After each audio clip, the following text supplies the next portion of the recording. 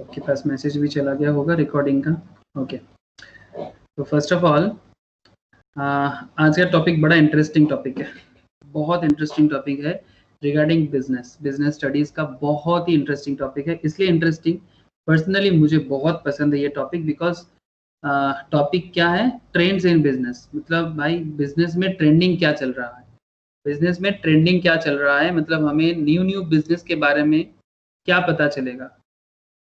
Market में business related काफी कुछ चेंज हो रहा है, मतलब जो ओल्ड मेथड का बिजनेस सिस्टम था वो सिस्टम अभी चेंज हो गया है। जो लोग ओल्ड फैशन में बिजनेस करता है उनका बिजनेस सिनेरियो बदल गया है, उनको दिक्कत भी हो रहा है। तो न्यू ट्रेंड के साथ जो लोग अपने आप को मतलब कोप अप कर पा रहा है वही लोग बिजनेस में टिक पा रहा है। तो ये जो टॉपिक है जो आप लोगों को स्कूल में प्रोफेशनल्स में पढ़ाया जाता है, इसके पीछे का मेन रीजन नहीं है ताकि आप लोग रिसेंट ट्रेंड के साथ, मतलब इसका एक नाम है, किसी किसी जगह में इसको इमर्जिंग ट्रेंड्स इन बिजनेस कहा जाता है, किसी किसी एरिया में इसको ट्रेंड्स इन बिजनेस कहा जाता है या फिर न्यू बिजनेस कहा जाता है। तो ये आपको भी एक सुविधा होगा जान के कि भाई आज की डेट पे बिजनेस का लेवल कहाँ पहुंचा, क्या जो जो हम बचपन से देख के बड़े हुए हैं क्या वही बिजनेस है, या फिर जो हमारा माँ पापा या दादा दादी या जो भी घर में ग्रैंड पेरेंट्स हो या जो भी बुजुर्ग जो है वो जो देख के बड़े हुए हैं क्या वही बिजनेस है, या फिर बिजनेस के कुछ नया बात आ चुका है। तो कुछ केस स्टडीज भी करेंगे आज। मतलब एक तो जो टॉपिक है वो तो जानना ही है, मतलब टॉपिक इन द सेंस जो हमारा एज पर सिलेबस जो टॉपिक है वो तो जानेंगे कि भाई इमर्जिंग ट्रेंड्स इन बिजनेस में हमें क्या बताते हैं, मतलब उसका एक ओवरऑल ओवरव्यू तो बताएंगे। उसके साथ साथ एक केस स्टडीज होगा जिसमें मैंने न्यू स्टार्टअप ऑफ इंडिया जो टेक्नोलॉजिकल बेस्ड कंपनीज है स्टार्टअप कल्चर में, उसका एक पूरा रियल डेटा मैं आपके सामने आज रखूंगा। एंड सेकेंड थिंग, टीसीएस के बारे में एक स्पेशल केस स्टडीज होगा, बिकॉज टेक्नोलॉजिकल कंपनीज में से एक कोई एक कंपनी मुझे उठाना था, तो मैंने सोचा क्यों ना टीसीएस को उठा के मैं बात करूंगा, मतलब टाटा का जो है। तो इस तरह से आज का जो टॉपिक है बिजनेस रिगार्डिंग, ये टॉपिक को मैंने सजाया। तो चलो मैं आपके सामने मैटर को रखता हूं, आप लोग इसको देखो समझो और अपना बिजनेस दिमाग को बिल्डअप करो। ये है आपका मोटो। अगर आपका बिजनेस दिमाग बिल्डअप होगा ऑटोमेटिकली आपका एग्जाम में परफॉर्मेंस बेहतर होगा। इतना मैं समझता हूं कि जितना आप लोग कॉमर्स के हो, जितना ज्यादा बिजनेस के साथ अपने आप को कोप अप करोगे, जितना प्रैक्टिकल लेवल में अपने आप को कोप अप करोगे, उतना ज्यादा आपका नॉलेज भी बढ़ेगा, साथ में एग्जाम का परफॉर्मेंस भी बढ़ेगा और आप लोग टॉप क्लास जगह में पहुंचोगे। ये मेरा मानना है नहीं सर, ये दुनिया में आज भी तक जो भी बड़ा हुआ है सबका मानना है, और आप भी फॉलो करोगे तो आप भी बड़े हो जाओगे। बड़ा तो हो रहे हो सर, लेकिन दिमाग से और अपने काबिलियत से बड़े होने का बात मैं कर रहा हूँ। कोई बात नहीं सब। चलो, तो मैं आपसे स्क्रीन शेयर करता हूँ, तो स्क्रीन में आपको जो भी टॉपिक है सब दिखाई देगा, तो मैं आपको स्क्रीन शेयर कर लेता हूँ। आप देख लो स्क्रीन एक बार, स्क्रीन में सारा का सारा डिटेल्स चलेगा, बीच बीच में मैं सवाल आपसे लेता जरूर जाऊंगा।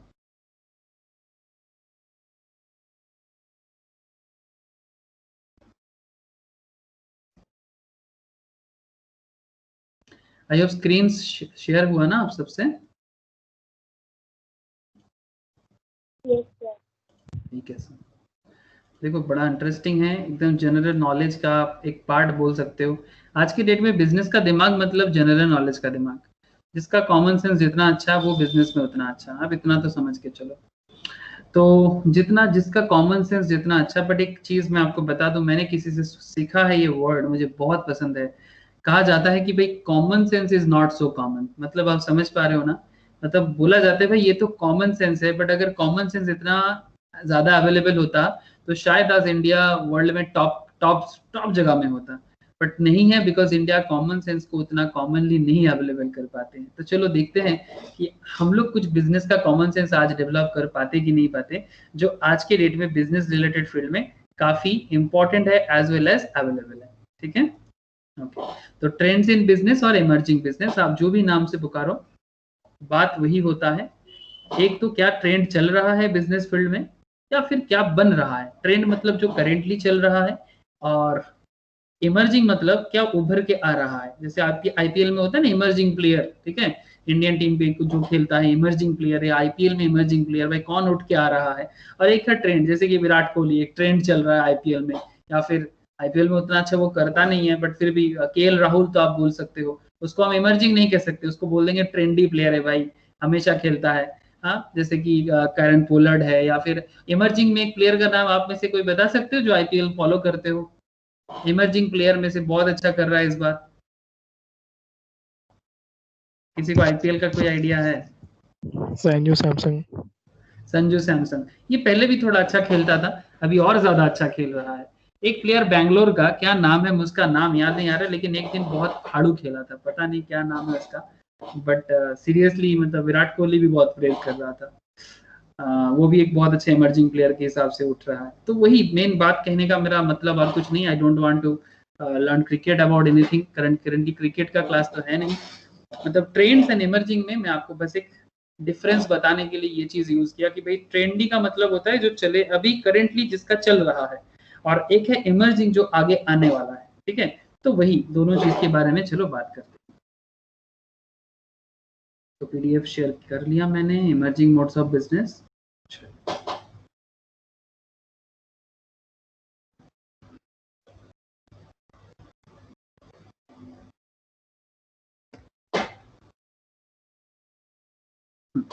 What is E business? First of all मैंने आपके सामने इमर्जिंग बिजनेस का नाम लिया तो मैं ई बिजनेस का नाम ले लिया। ई बिजनेस या फिर इसको आप ई कॉमर्स के नाम से भी जानते हो।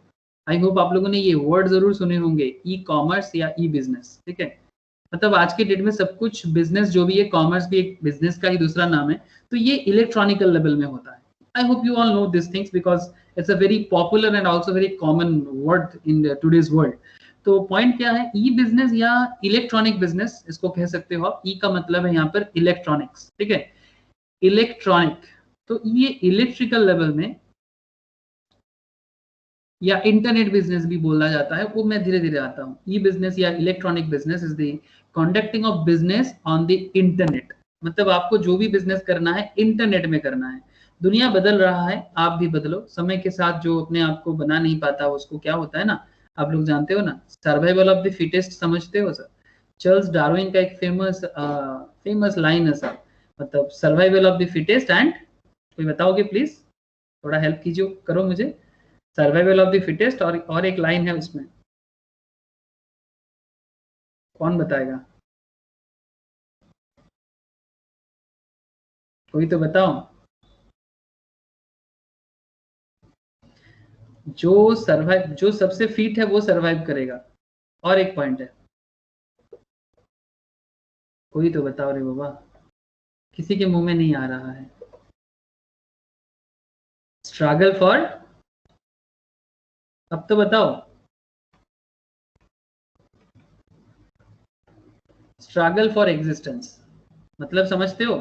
ये चार्ल्स डार्विन ने बताया था। आप लोग चार्ल्स डार्विन के बारे में शायद जानते हो, फेमस फिजियोलॉजिस्ट थे सब, बहुत फेमस साइंटिस्ट एंड फिजियोलॉजिस्ट थे। तो चार्ल्स डार्विन ने इसके ऊपर, आप लोग किताब में पढ़े होंगे बायोलॉजी में आई थिंक। ठीक है, चार्ल्स डार्विन ये वर्ड रखा था, स्ट्रगल फॉर एग्जिस्टेंस। मतलब अगर दुनिया में अपने आप को टिकाना है तो आपको दो चीज पे ध्यान रखना है।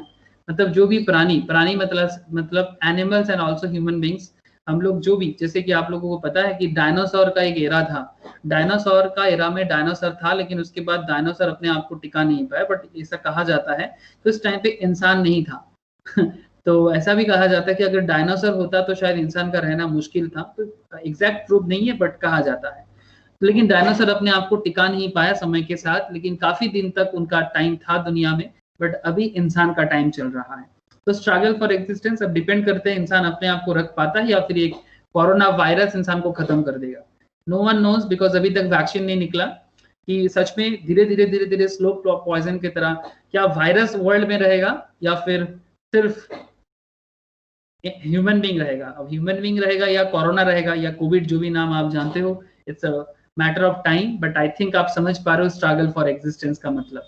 एंड अनदर पॉइंट जो मैंने बताया आपको अभी, survival of the fittest. Sir ये सब क्यों बोल रहे हो, survival of the fittest? Sir आप समझने का कोशिश करना कि जो समय के साथ नहीं चल पाता है उसको समय हटा देता है। ठीक है, या फिर अब आगे चलो या तो समय के साथ चलो, पीछे ना चलो सर। ठीक है, पीछे ना चलो। जितना आप टाइम से पीछे जाओगे ना, मुश्किल और कुछ नहीं, जब टाइम आएगा आप अपने आप को बचा नहीं पाओगे। आई होप आप कनेक्ट कर पा रहे हो। मैं आपको बिजनेस रिगार्डिंग मैटर में बात कर रहा हूँ। मतलब क्योंकि समय आपको कह रहा है कि भाई इलेक्ट्रॉनिक बिजनेस का जमाना है, और लेकिन आप कह रहे हो कि नहीं, मैं तो ट्रेडिशनल वे में ही बिजनेस करूंगा। मेरा एक शेयर मार्केट का एक क्लास है, मैं आपके साथ शेयर करूंगा, बिकॉज वो मैं सबके साथ शेयर कर रहा हूँ। मैं आपको बिग बाजार के ऊपर एक केस स्टडीज मैंने बनाया। क्या आप लोगों को पता है किसी को कि बिग बाजार का बिजनेस बिक चुका है? एनीवन हैव एनी आइडिया कि बिग बाजार सेल हो चुका है? पता? हाँ, चलो पता है प्रगति को। और किसी को पता है या फिर फर्स्ट टाइम सुन रहे हो? कोई हो जो फर्स्ट टाइम सुना कि हाँ सर बिग बाजार सेल हो गया? ना सर, सुनना चाहिए अपना कष्ट है। ओके, मतलब हो सकता है कि किसी को फर्स्ट टाइम सुनाई दे रहा है, बट बिलीव मी, ठीक है, फर्स्ट टाइम सुनो, सेकेंड टाइम सुनो, बट ये बिग बाजार का 70% से ज्यादा बिजनेस रिलायंस ने खरीद लिया। इसका मेन ये जो बिग बाजार ब्रांड है, फूड बाजार, फैशन एबीबी, हाँ, fashion at the rate big बाजार, कुछ छोटा छोटा चेन भी चलता था बिग बाजार का, मैं आपको बता दूं। अगर मैं इसका रीजन मैं वहां पर शेयर किया कि भाई अल्टीमेटली बिग बाजार या फ्यूचर ग्रुप जो है, ठीक है, इसका शेयर का भी हालत बहुत खराब है। फ्यूचर रिटेल के नाम से है, मैं आपको बता दी कि ये देखो फ्यूचर रिटेल थोड़ा बहुत अच्छा में अभी आजकल चल रहा है, क्योंकि रिलायंस खरीदने के बाद ग्रुप तो जिंदा है, बट लास्ट 6 मंथ्स में आप देख सकते हो कि इसका धीरे धीरे एक साल में अगर देखा जाए, देखो कितना धीरे धीरे कम हुआ है, लेकिन रिलायंस लेने के बाद फिर से थोड़ा सा इसमें ग्रोथ आया है। तो मेनली कहने का मतलब यही है कि बिग बाजार कंप्लीटली नहीं, 70% सेल हो चुका है, बिकॉज इन्होंने अपना मॉडल नहीं बदला था। इसको लगा था कि इलेक्ट्रॉनिक मॉडल में बिजनेस करना अच्छा नहीं होगा। इसका बिजनेस का मॉडल है हाइपर मार्केट चेन, मतलब बिग बिग मॉल, बड़ा बड़ा शॉपिंग मॉल आप लोग देखते हो जहां भी बिग बाजार है। आज इंडिया में बिग बाजार बहुत सारा जगह में है, 250 से ऊपर बिग बाजार है। नंबर ऑफ लोकेशंस देख सकते हो आप, 295 स्टोर नेशन वाइड, 295, मतलब करीब 300 बड़ा बड़ा बिग बाजार है। लेकिन वो मॉडल काफी एक्सपेंसिव है, और आज के डेट में जो मॉडल ई कॉमर्स बिजनेस दे रहा है, उसके सामने इनका बिजनेस को ना बहुत जोर का कंपटीशन लग गया सर, और इसके कारण इसको हटना पड़ा। इसको अपना बिजनेस मॉडल चेंज करने का कोशिश लास्ट में किया था, बट समय रहते नहीं किया। दैट इज द थिंग, समय रहते नहीं किया। तो अगर आप समय रहते अपने बिजनेस मॉडल को नहीं बदलाओगे तो मुश्किल हो जाएगा। इसके पास कैपिटल था, टाइम था, बट इन्होंने सोचा कि नहीं, मुझे जो पता है वही ठीक है। नहीं, ठीक है, आपको जो पता है वो जरूर ठीक है, बट समय का मांग बोल के कुछ चीज होते हैं, ठीक है, तो वो चीज को प्लीज ध्यान रखना। Electronic business is the conducting of business on the internet, not only buying and selling but also servicing customers and collaborating with business partners। ये भी इलेक्ट्रॉनिकली हो रहा है, मतलब पार्टनर के, मतलब बिजनेस का पार्टनर भी इलेक्ट्रॉनिकली ज्वाइन कर रहा है, कस्टमर का सर्विस भी इलेक्ट्रॉनिकली हो रहा है। मैं आपको बताऊंगा अभी। The process and tools that allow an organisation to use internet based technologies and infrastructure both internally and externally to conduct day-to-day business process operations।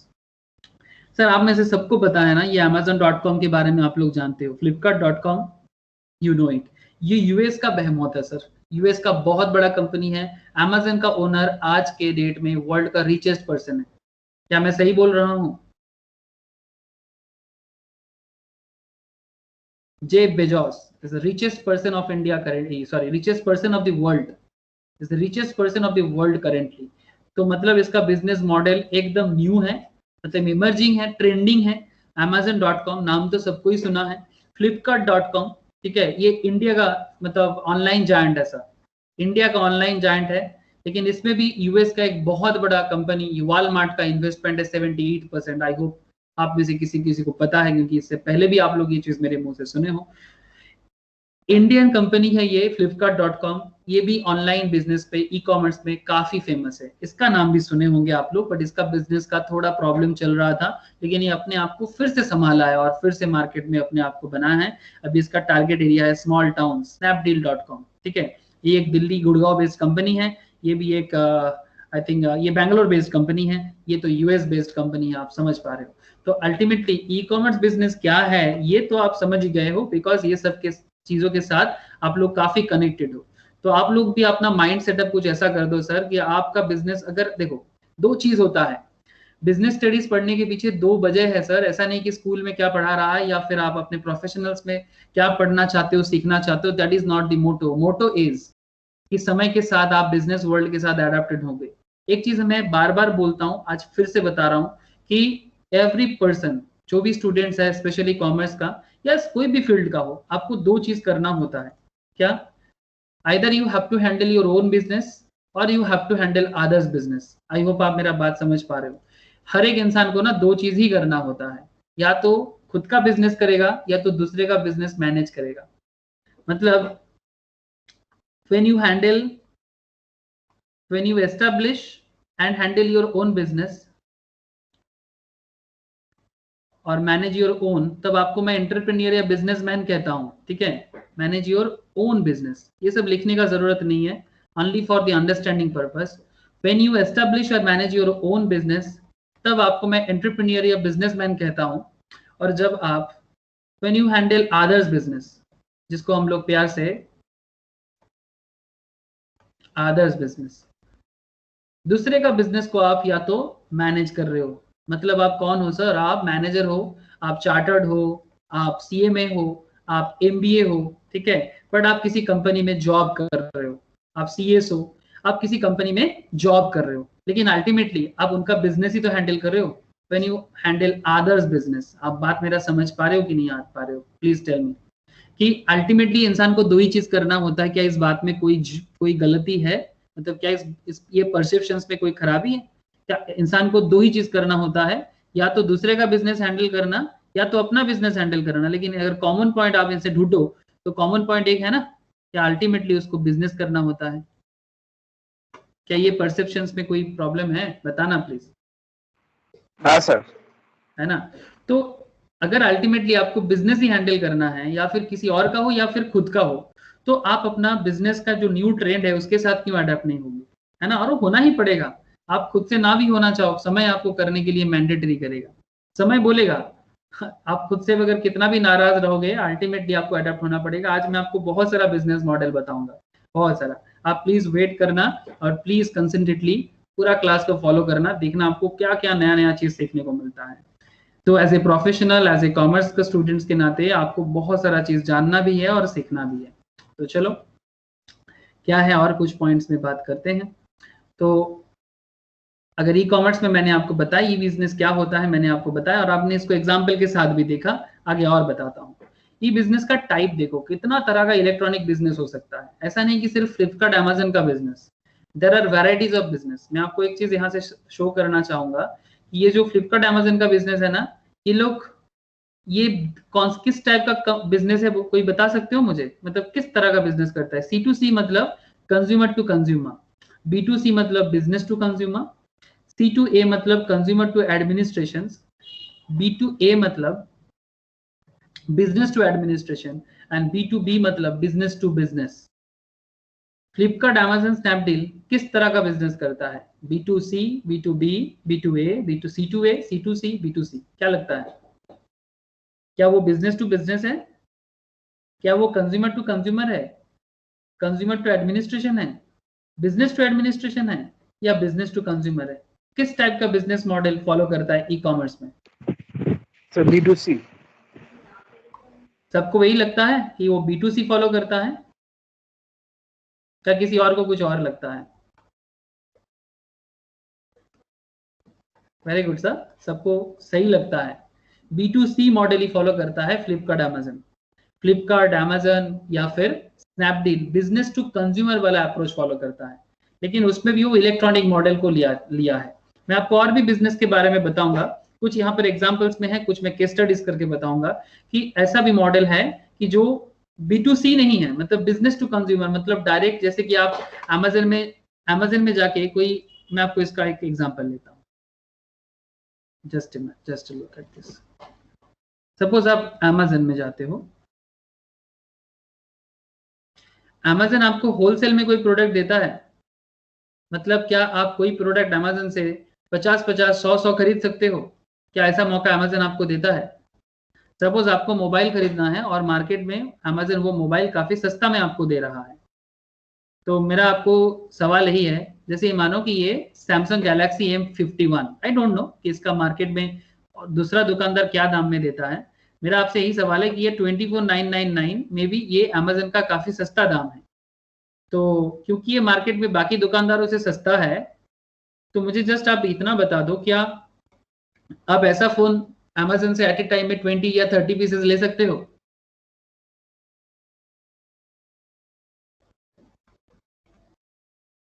एक कंज्यूमर आईडी से, मतलब होलसेलिंग में ले सकते हो क्या?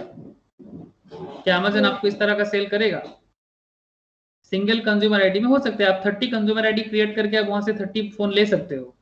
बट एक कंज्यूमर आईडी से क्या आपको अमेजन 30 फोन देगा? नहीं देगा, बिकॉज ये होलसेल करता ही नहीं है। ये अमेजन का बिजनेस यही है, चाहे फोन ही क्यों, कोई और भी प्रोडक्ट आप ले लो, जैसे मानो कि ये ग्रोसरीज भी बेचता है, बट यहाँ पर आप क्या दुकानदार के जैसा सामान उठा सकते हो क्योंकि ये थोड़ा सस्ता दे रहा है? तो नहीं। नॉर्मली पैटर्न इसका ही नहीं है। इसका मेन पैटर्न है कि ये बिजनेस से कंज्यूमर को प्रोडक्ट देता है, direct from business to direct हम आप जैसे लोगों के पास इसका प्रोडक्ट पहुंचता है। सिमिलर पैटर्न में फ्लिपकार्ट भी बिजनेस करता है, सिमिलर पैटर्न पे आपका स्नैपडील भी बिजनेस करता है। तो सर और भी पैटर्न होता है? हाँ सर होता है ना, आप देखो तो एक एक मॉडल के बारे में डिस्कस करना है तो B2B B2C, अभी मैं B2C में थोड़ा फोकस किया बिकॉज ये थोड़ा पॉपुलर है फॉर अस, ठीक है। B2C मॉडल बहुत सारा चीज बोलना है, जस्ट अ मिनट। अच्छा, बिजनेस टू एडमिनिस्ट्रेशन भी मैं बात करूंगा, पहले मैं थोड़ा B2B में बात कर लेता हूँ कि B2B बिजनेस किस तरह का हो सकता है। B2B बिजनेस में जैसे कि B2B का बहुत फेमस है ये लाइन, बिजनेस टू बिजनेस, ऐसा बिजनेस बहुत सारा होता है। स्टैंड्स फॉर, ये बिजनेस टू बिजनेस जो है stands for business to business in business doing business with other business, मतलब जो बिजनेस है और वो दूसरे के साथ भी बिजनेस का ही काम करता है, मतलब डायरेक्ट कंजम्पशन नहीं करता, मतलब वो बिजनेसमैन के साथ बिजनेसमैन का काम करता है, मतलब B2B। वो भी एक बिजनेसमैन में, आप भी एक मतलब बिजनेसमैन हो, सपोज आप एक बिजनेसमैन हो, मैं भी एक बिजनेसमैन हूँ, तो ग्रुप ऑफ बिजनेसमैन या individual businessman and individual businessman के बीच में कॉन्ट्रैक्ट चलेगा यहाँ पर, ठीक है। मतलब आपको वो चीज आके घर में कंज्यूम नहीं करना है। जैसे मानो सिंपल, जो मैं अमेजन के वहां से आपको एग्जांपल करा रहा था, पॉइंट एकदम सिंपल है कि अगर आप अमेजन से फोन ले रहे थे, अगर आप अमेजन से फोन ले रहे थे तो मेरा कहने का मतलब बहुत सिंपल था कि अगर आप अमेजन से फोन ले रहे थे तो ये फोन आप अपने कंजम्पशन के लिए लोगे तो वो B2C हो जाएगा। अगर यही चीज अगर आप अपना दुकान, मतलब ये चीज आपको लेके बेचना है तो आप अपने कंजम्पशन नहीं कर रहे हो, उसको बोलेंगे कि बिजनेस करना है, तो ये फोन अमेजन से लेके अगर आप बिजनेस करते हो तो वो B2B हो जाएगा। बट अमेजन इसको प्रमोट नहीं करता, ठीक है, अमेजन इसको प्रमोट नहीं करता, अमेजन खुद किसी और से लेके बेचता है, ठीक है। तो पॉइंट यही है कि B2B में बिजनेस बिजनेस को सर्विस देता है। इसका बेटर एग्जांपल आपके सामने कोशिश करता हूं लाने का, अब देखो तो सही। अच्छा, क्या क्या हो सकता है? Is the exchange of product, service और information between business can never take place between the same firm, can never takes place between the same firm by exercising a real time control over its stock in transit, ठीक है। मतलब ये can even take place, मतलब can even take place between the same firm, मतलब एक ही firm के बीच में भी हो सकता है। मतलब मानो कि एक ही फर्म, मतलब आप ही के बिजनेस के अंदर बिजनेस टू बिजनेस हो सकता है। सपोज मानो कि जैसे मैं बिग बाजार का एग्जांपल लिया था, यहाँ पर अलीबाबा है, मैं आपको अलीबाबा के बारे में बताता हूँ। ई कॉमर्स सेक्टर्स में अलीबाबा एक बहुत फेमस नाम है, चाइनीज जायंट है, एशिया का सबसे बड़ा ई कॉमर्स कंपनी है, चाइनीज जायंट कंपनी है। जैक मा इसका ओनर है, ठीक है, Jack Ma, it's a very famous company. Jack Ma, किसका माँ? जैक मा, किसी का माँ नहीं रे बाबा, इसका टाइटल है जैक मा, ठीक है। तो ये चाइनीज जायंट कंपनी, अलीबाबा का एग्जांपल मैं जरूर लूंगा B2B में, मैं आपको रियल केस करके दिखाता हूँ ये क्यों B2B है। लेकिन जैसे यहाँ पर एक पॉइंट मैं आपको बता रहा था कि can ever even take place between the same firm exercising a real time control over its stock in transit. तो चलो अलीबाबा में चलते हैं। अलीबाबा, चलो अलीबाबा क्या करता है देख लेते हैं। ये एक बिजनेस टू बिजनेस कंपनी है। अगर आप लोगों ने कभी विजिट किए हो अलीबाबा में तो बहुत अच्छा, क्योंकि इसका एडवर्टाइजमेंट चलता है, तो हो सकता है आपने कभी गलती से विजिट कर चुके हो, बट आप यहाँ से विजिट करके कुछ कर नहीं सकते। अगर आपका बिजनेस का काम ना हो ना तो कोई मतलब नहीं बनेगा। ये देखो मैंने जो कहा, ये हंगजू चाइना में है। जैकमा, मैंने बोला ना जैकमा, ये देखो जैकमा जोसेफ सी, ये लोग इनका फाउंडर है बिजनेस का। डायरेक्टली मैं आपको साइट में लेके जाता हूँ। क्या आप लोगों को अलीबाबा का साइट दिख रहा है? सर मैं किसी कंपनी का प्रमोशन नहीं कर रहा हूँ, मैं तो बस बिजनेस समझाने के लिए इसको यूज कर रहा हूँ, ठीक है। ये ऑनलाइन पढ़ाई का एक बहुत अच्छा मैटर है कि मतलब जो चाहो, जो रियल वर्ल्ड में हो रहा है फटाफट दिखा सकते हो। ये हुआ है ऑनलाइन मतलब एडुकेशन, ये भी तो एक ई एडुकेशन है ना, एडुकेशनल टेक्नोलॉजिकल एडुकेशन है। ये एक बहुत अच्छा पैटर्न है कि भाई जो चाहो रियल वर्ल्ड में देख सकते हो, ये मुझे बहुत अच्छा लगता है। हाँ, कुछ नेगेटिव भी है ऑनलाइन वर्ल्ड का, वो मैं आपको बाद में शेयर करता हूँ, वो भी आपका पढ़ाई का पार्ट है। बट बिफोर दैट अलीबाबा का बिजनेस मॉडल, मतलब ये क्यों B2B है, चलो ये देखते हैं। ठीक है, alibaba.com, why this is a B2B। क्या देखोगे, चलो मैं आपको लगेज एंड केसेस देखोगे, चलो वही दिखते हैं, जो सामने आ रहा है वही दिखा देते हैं आपको। Luggage and bags, shopping bags. हाँ चलो, आप एक चीज देखो यहाँ पर, शॉपिंग बैग देख रहे हो सर, ये varieties kind of shopping bags हैं इसके पास, जो चाइना में मैन्युफैक्चर होता है या दुनिया के किसी भी जगह में मैन्युफैक्चर होते हैं, इंडिया में भी मैन्युफैक्चर होते हैं। अब यहाँ पर देखो कि इसका प्राइस रेंज किस तरह से दिया हुआ है। आप लोग कभी ऐसा देखते हो क्या कि किसी में प्राइस रेंज दिया हुआ है?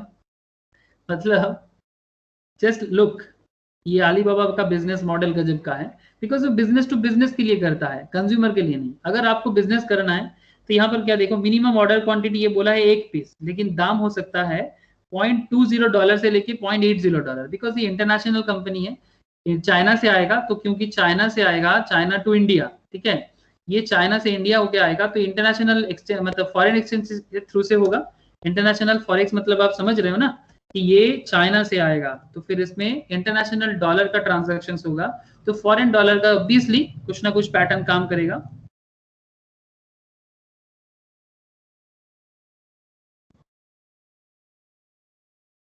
जस्ट देखो, अलीबाबा चाइना से आएगा, ये है आपका चाइना। चाइना से आप अगर इंडिया में कुछ भी चीज लाना चाहते हो, अभी के डेट में थोड़ा मुश्किल चल रहा है, बिकॉज चाइना के साथ एक वार काइंड ऑफ सिचुएशन चल रहा है, बट ऐसा भी नहीं कि बिजनेस टोटली बंद है, चल रहा है, ऐसा बंद नहीं हुआ। ठीक है, तो पॉइंट क्या है, तो चाइना से इंडिया आएगा तो इंटरनेशनल सब डॉलर से, करेंसी को डॉलर से किया जाएगा। ये भी आपका इंटरनेट मतलब ऑनलाइन बिजनेस का एक पैटर्न है, और ये इंटरनेशनल बिजनेस का भी एक पैटर्न है जो आपको समझना चाहिए। बट पॉइंट आप देखो यहाँ पर, और एक चीज देखो, ये है PP non oven cloth large, कितना पीसेस चाहिए मतलब आप कितना पीसेस ऑर्डर कर सकते हो, मिनिमम ऑर्डर क्वांटिटी, क्या आप लोग देख सकते हो? 1000 पीसेस, किसी को दिखाई दे रहा है सबको? Please tell me. हाँ सर। ठीक है, इसका मतलब आप समझ रहे हो, तो 1000 पीसेस कोई अपने घर में सजाने के लिए तो नहीं लाएगा ना। आप अपने घर में सजाने के लिए 1000 पीसेस लाओगे क्या?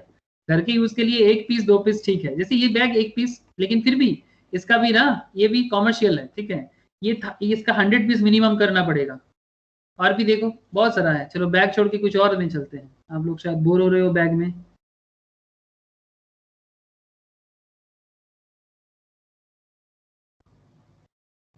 एग्रीकल्चरल मशीनरी इक्विपमेंट, ठीक है, ये भी आप इंडिया में क्यों किसी भी देश में ला सकते हो। अलीबाबा बहुत बड़ा ग्रुप है सर, इसका बिजनेस मॉडल भी गजब का है, ऐसा कंपनी अभी तक इंडिया में कोई सच नहीं बना पाया, इसका बिजनेस मॉडल गजब है। ये सब आप देख रहे हो सर, ये सब इंडस्ट्रियल लेवल में यूज होता है ये सब।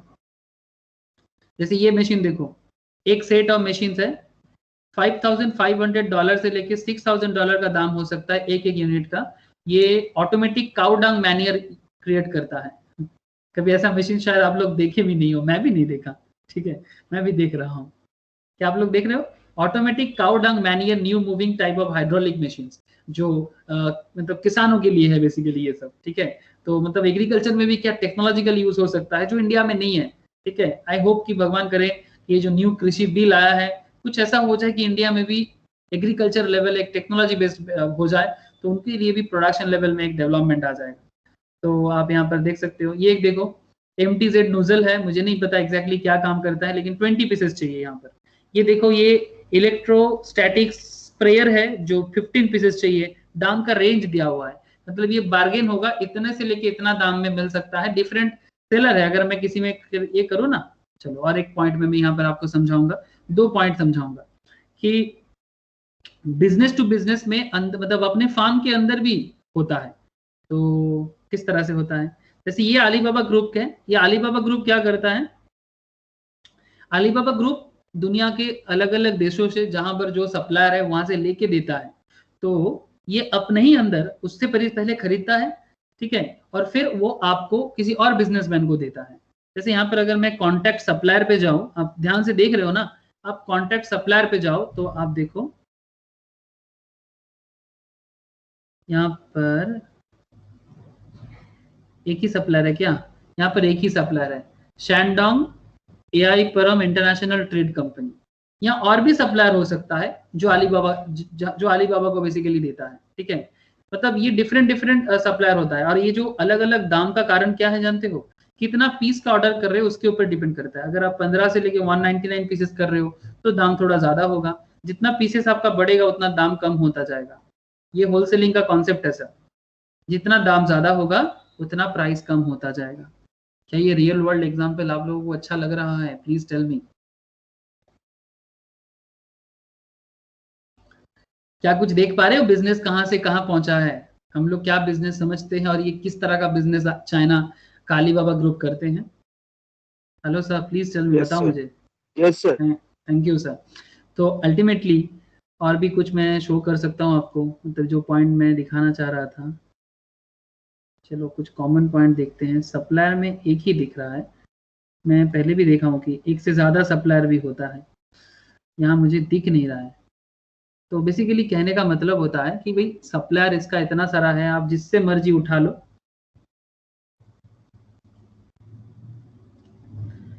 फिटनेस साइकिलिंग वगैरह ले लो,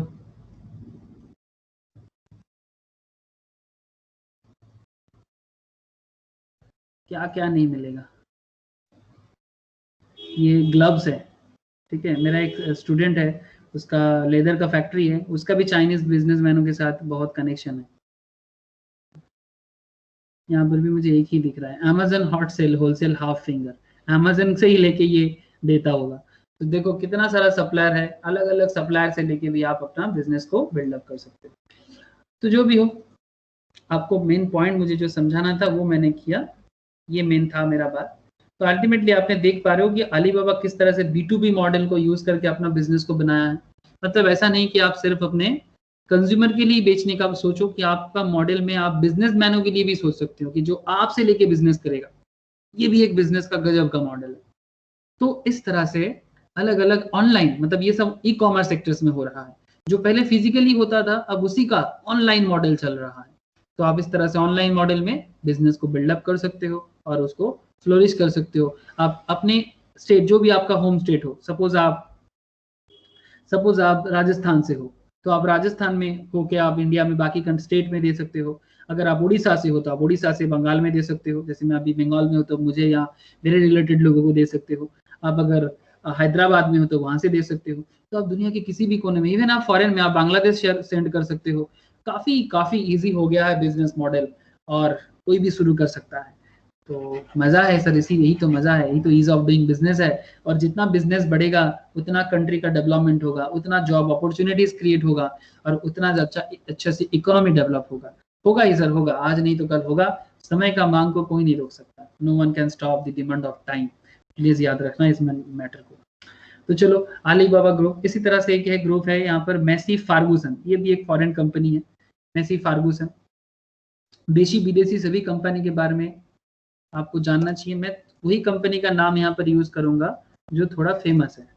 देखो, मेसी फार्गूसन। मेसी फार्गूसन क्या कंपनी है? Multinational manufacturer of agricultural machinery. The company was established in 1953। मतलब ये मशीनरी बेचता है, और फिर मशीनरी बेच के, मशीनरी आप देख सकते हो, इंटरनेशनल मशीनरी बेचता है, ट्रैक्टर वगैरह बेचता है, ठीक है। फ्री होम डिलीवरी करेगा आपको, ट्रैक्टर भी फ्री होम डिलीवरी, उसका भी ऑनलाइन, देख पा रहे हो आप, ठीक है। हार्वेस्टिंग के लिए, ठीक है, हार्वेस्टिंग के लिए अलग अलग।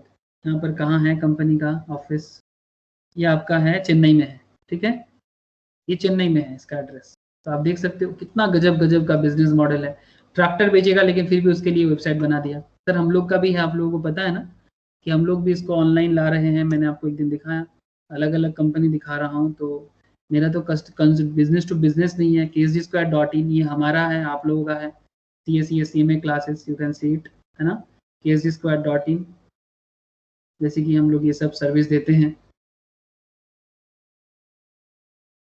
इनके कंपेरेटिवली मेरा साइट थोड़ा स्लो है, कोई बात नहीं, लेकिन आपको समझ में आ रहा है, इतना काफ़ी है, ठीक है सर।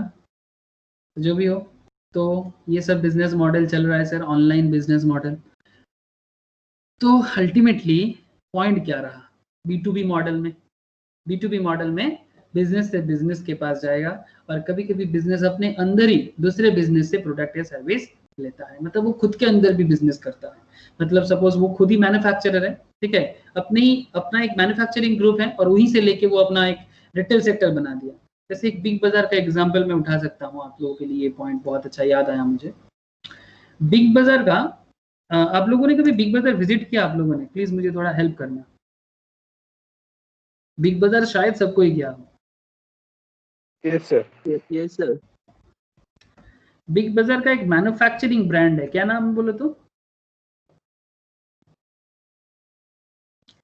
बिग बाजार के अंदर ना जो प्रोडक्ट, हाँ बोलो।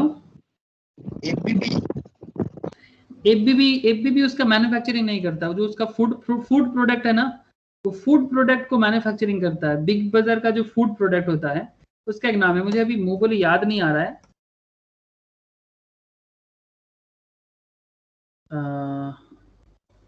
यहाँ पर मुझे अभी याद नहीं आ रहा है, बट वो जो है ना, वो खुद वही बनाता है, मुझे नाम अभी याद नहीं आ रहा है। गोल्डन हार्वेस्ट बोल के है, जानते हो गोल्डन हार्वेस्ट? ऐसा सब नाम होता है। बिग बाजार के अंदर जाओगे तो आपको अभी भी दिखेगा, बिकॉज वो सब ब्रांड जो है ना, ये गोल्डन हार्वेस्ट दिख गया, ये गोल्डन हार्वेस्ट बिग बाजार का अपना ब्रांड है। गोल्डन हार्वेस्ट ना बिग बाजार का खुद का ब्रांड है। तो मतलब वो खुद का ही मैन्युफैक्चरिंग चलाते हैं और खुद ही उसको सेल करता है बिग बाजार को। तो एक तरफ गोल्डन हार्वेस्ट जो है उसका मैन्युफैक्चरिंग सेक्टर से, जहां से वो अलग अलग, जैसे कि मसाला है, इसमें मसाला होता है, राइस होता है, और उसी को बना के बिग बाजार जो उसका रिटेल काउंटर है, रिटेल काउंटर में बेचता है, ठीक है। मतलब लेकिन उसके लिए गोल्डन हार्वेस्ट से बिग बाजार रिटेल काउंटर को खरीदना पड़ता है। ऐसा नहीं कि भाई अपना ही तो है बेच दो, ऐसा नहीं होता। B2B अपने ही ऑर्गेनाइजेशन के अंदर, मेन ऑर्गेनाइजेशन से बिग बाजार, वेरी गुड, मेन ऑर्गेनाइजेशन से बिग बाजार, बट अपने ही ऑर्गेनाइजेशन के अंदर गोल्डन हार्वेस्ट से ही उसको खरीदना पड़ेगा, फिर जाके वो कंज्यूमर को बेच सकता है। क्या आप लोग मेरा ये पॉइंट समझ पा रहे हो कि बिजनेस अपनी ही ऑर्गेनाइजेशन के अंदर बिजनेस टू बिजनेस कैसा होता है? प्लीज टेल मी, ये समझ में आ रहा है कि नहीं? Yes, sir. आप लोग मिंत्रा समझते हो? मिंत्रा जो आप समझते हो मैं उसी से आपको एग्जांपल क्रिएट करके बताऊंगा। आई होप मिंत्रा ब्रांड आप लोग जानते हो। तो मिंत्रा ब्रांड में मैं चलो आपको एक चीज दिखाता हूँ। मिंत्रा के अंदर कुछ ब्रांड है ऐसा, ये एक शॉपिंग है जो फ्लिपकार्ट का ही है, मिंत्रा फ्लिपकार्ट का है, ये तो पहले मैं आपको बता दूं। मिंत्रा एक फ्लिपकार्ट का ही अंडर में आता है, और फ्लिपकार्ट में, मिंत्रा में कुछ ब्रांड है इसका। जैसे कि मैं अगर टी शर्ट में जाऊं, ये कंपनी आपको दिखाता हूँ, ये सब कंपनी ना फ्लिपकार्ट का खुद का है, मतलब ये फ्लिपकार्ट एंड मिंत्रा का खुद का है। Sir, Here and Spencer now. से तो आते हाँ हाँ, स्पेंसर का भी अपना ब्रांड है, ठीक है, To be me. उसका भी अपना, हाँ बोलो।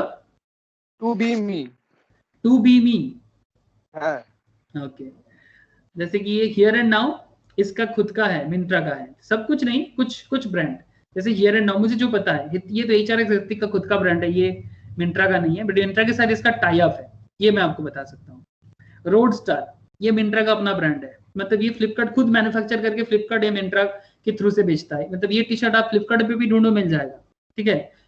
Road star, here and now, ये सब इसका खुद का ब्रांड है। मतलब नाम ऐसा देता है, लोगों को लगेगा कोई फॉरेन ब्रांड है, नहीं, आप थोड़ा खबर लगाओ आपको पता चल जाएगा, ठीक है। ये उसका खुद का मैन्युफैक्चरिंग है, रोड स्टार, ठीक है। ये सब एक होता है मोडा रैपिडो बोल के, एक लड़की लोगों का होता है, नहीं लड़का का भी होता है, ये देखो मोडा रैपिडो दिख रहा है, ये सब इसका अपना ब्रांड है।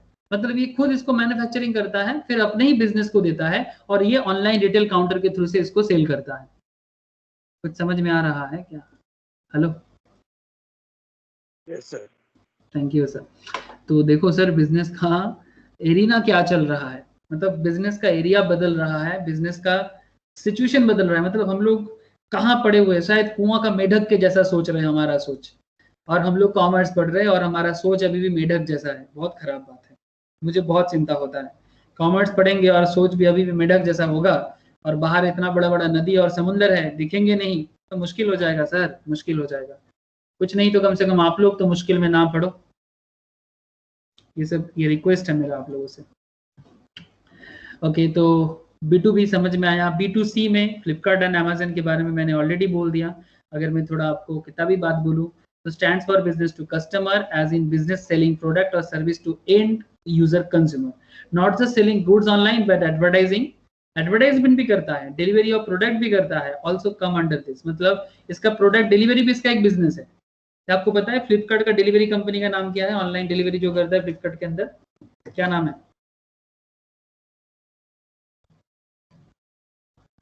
ई-कार्ट है सर। हाँ, Ekart, Ekart logistic, thank you, Ekart logistic. Amazon का भी खुद का एक है, मुझे एग्जैक्टली अभी नाम नहीं याद आ रहा है, बट WS रिटेल ऐसा कुछ होगा। सर ब्लू डॉट का कार्ड सर। ब्लू डॉट अपना है, ब्लू डॉट खुद का एक मतलब कंपनी है। ब्लू डॉट एक कंपनी आजकल लॉजिस्टिक में बहुत अच्छा चल रहा है। डिलीवरी नाम सुने हो आप लोग? ये बहुत फेमस स्टार्टअप में भी आता है, मतलब जो दिल्ली बेस्ड कंपनी है, नाम भी गजब का रखा, मतलब डिलीवरी, लेकिन उन्होंने नाम रखा डिलीवरी। बहुत फेमस आया है सर, मतलब काफी अच्छा दिमाग लगाया। ये देखो दिल्ली बेस्ड कंपनी है, नाम भी गजब का रखा, डिलीवरी के लिए काम करता है, सिर्फ कुरियर पिकअप, ठीक है। जैसे ब्लू डॉट तूने पूछा तो ब्लू डॉट भी यहाँ दिख रहा है। तो जो भी हो, तो ये डिलीवरी भी ई कॉमर्स में कर रहा है, आप देख सकते हो यहाँ पर इसका पूरा बिजनेस मॉडल डिलीवरी में करता है, लेकिन ये भी ऑनलाइन सिस्टम के थ्रू से कर रहा है। मतलब इसके लिए भी काम फिजिकली करना पड़ेगा, बट कम से कम सर्विस तो ऑनलाइन लेवल में आपको लाना पड़ेगा बाय हुक और क्रुक, जो मैं भी कोशिश कर रहा हूँ अपने जो क्लासेस है कॉमर्स का, ठीक है, 11, 12 CA का, स्टॉक मार्केट का, मैं भी इसको धीरे धीरे और टेक्नोलॉजी फ्रेंडली करने का कोशिश में लगा हूँ सर, ठीक है। तो ये अपने अपने मतलब कैपिटल के हिसाब से, अपने अपने मतलब क्या बताओ सर, पावर के हिसाब से, टेक्नोलॉजिकल नॉलेज के हिसाब से करना पड़ेगा। जैसे मैं कोशिश करता हूँ कि थोड़ा बहुत वेबसाइट डेवलपमेंट करने का, ऐप डेवलपमेंट करने का, मेरा एक टीम भी है जो मुझे हेल्प करता है, स्टूडेंट का ही टीम है मेरा। आप लोग जैसे ही पहले छोटा था, अभी बड़ा हुआ है, तो सीखा है कुछ ना कुछ और अभी कर रहा है। मतलब कॉमर्स पढ़ेंगे तो कॉमर्स को यूज करना पड़ेगा, दैट इज द मोटो। अगर यूज नहीं करेंगे तो कोई फायदा नहीं है। तो अल्टीमेटली आपने B2C में देखा, B2C allows a business to be in touch with its customer around the clock.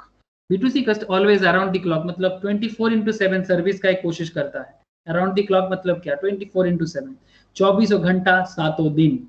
E commerce decrease the distance between producers and consumers. हाँ, ये बात तो है, मतलब प्रोड्यूसर्स प्रोड्यूस करेगा, फिर कस्टमर के पास कैसे आएगा, ये डिस्टेंस ई कॉमर्स के कारण कम हो गया है। मतलब ये एक एग्जांपल से मैं आपको कह सकता हूँ कि आज के डेट में आप ऑनलाइन में कोई भी चीज ऑर्डर करते हो, तो क्या आपने कभी ये चीज फॉलो किया कि वो प्रोडक्ट आपका कहाँ से आ रहा है? जैसे एक सिंपल चीज देखो, चाइना में ये बैग बन रहा है, ये सब बैग चाइना में बन रहा है, लेकिन आज ई कॉमर्स के कारण चाइना का प्रोडक्ट और ई कॉमर्स कंपनीज के कारण इतना इजीली ये सब प्रोडक्ट आपके घर में पहुंच रहा है। क्या बात सही है? क्या बात सही है ना? कि बिकॉज ई कॉमर्स कंपनीज अगर आज इतना डेवलप ना करता, तो शायद ये घर बैठे बैठे इतना सारा प्रोडक्ट हम चाइना से या कोई भी कंट्री के अलग अलग एरिया से हम इसको इतना इतना इजीली हमको नहीं मिलता। ये आज ये पॉसिबल इसीलिए हो रहा है बिकॉज ई कॉमर्स इतना ज्यादा डेवलप हुआ है, दैट इज द रीजन। आज आप चाइना में बैठ के इंडिया से प्रोडक्ट ले रहे हो, इंडिया से बैठ के आज पाकिस्तान में, नहीं पाकिस्तान का बात ना ही ले तो अच्छा है, ये हमेशा हमें तंग करता है। पाकिस्तान से मुझे कोई चिढ़ नहीं है, तो इंडिया है, इसमें हमेशा इंडिया लिखना चाहिए।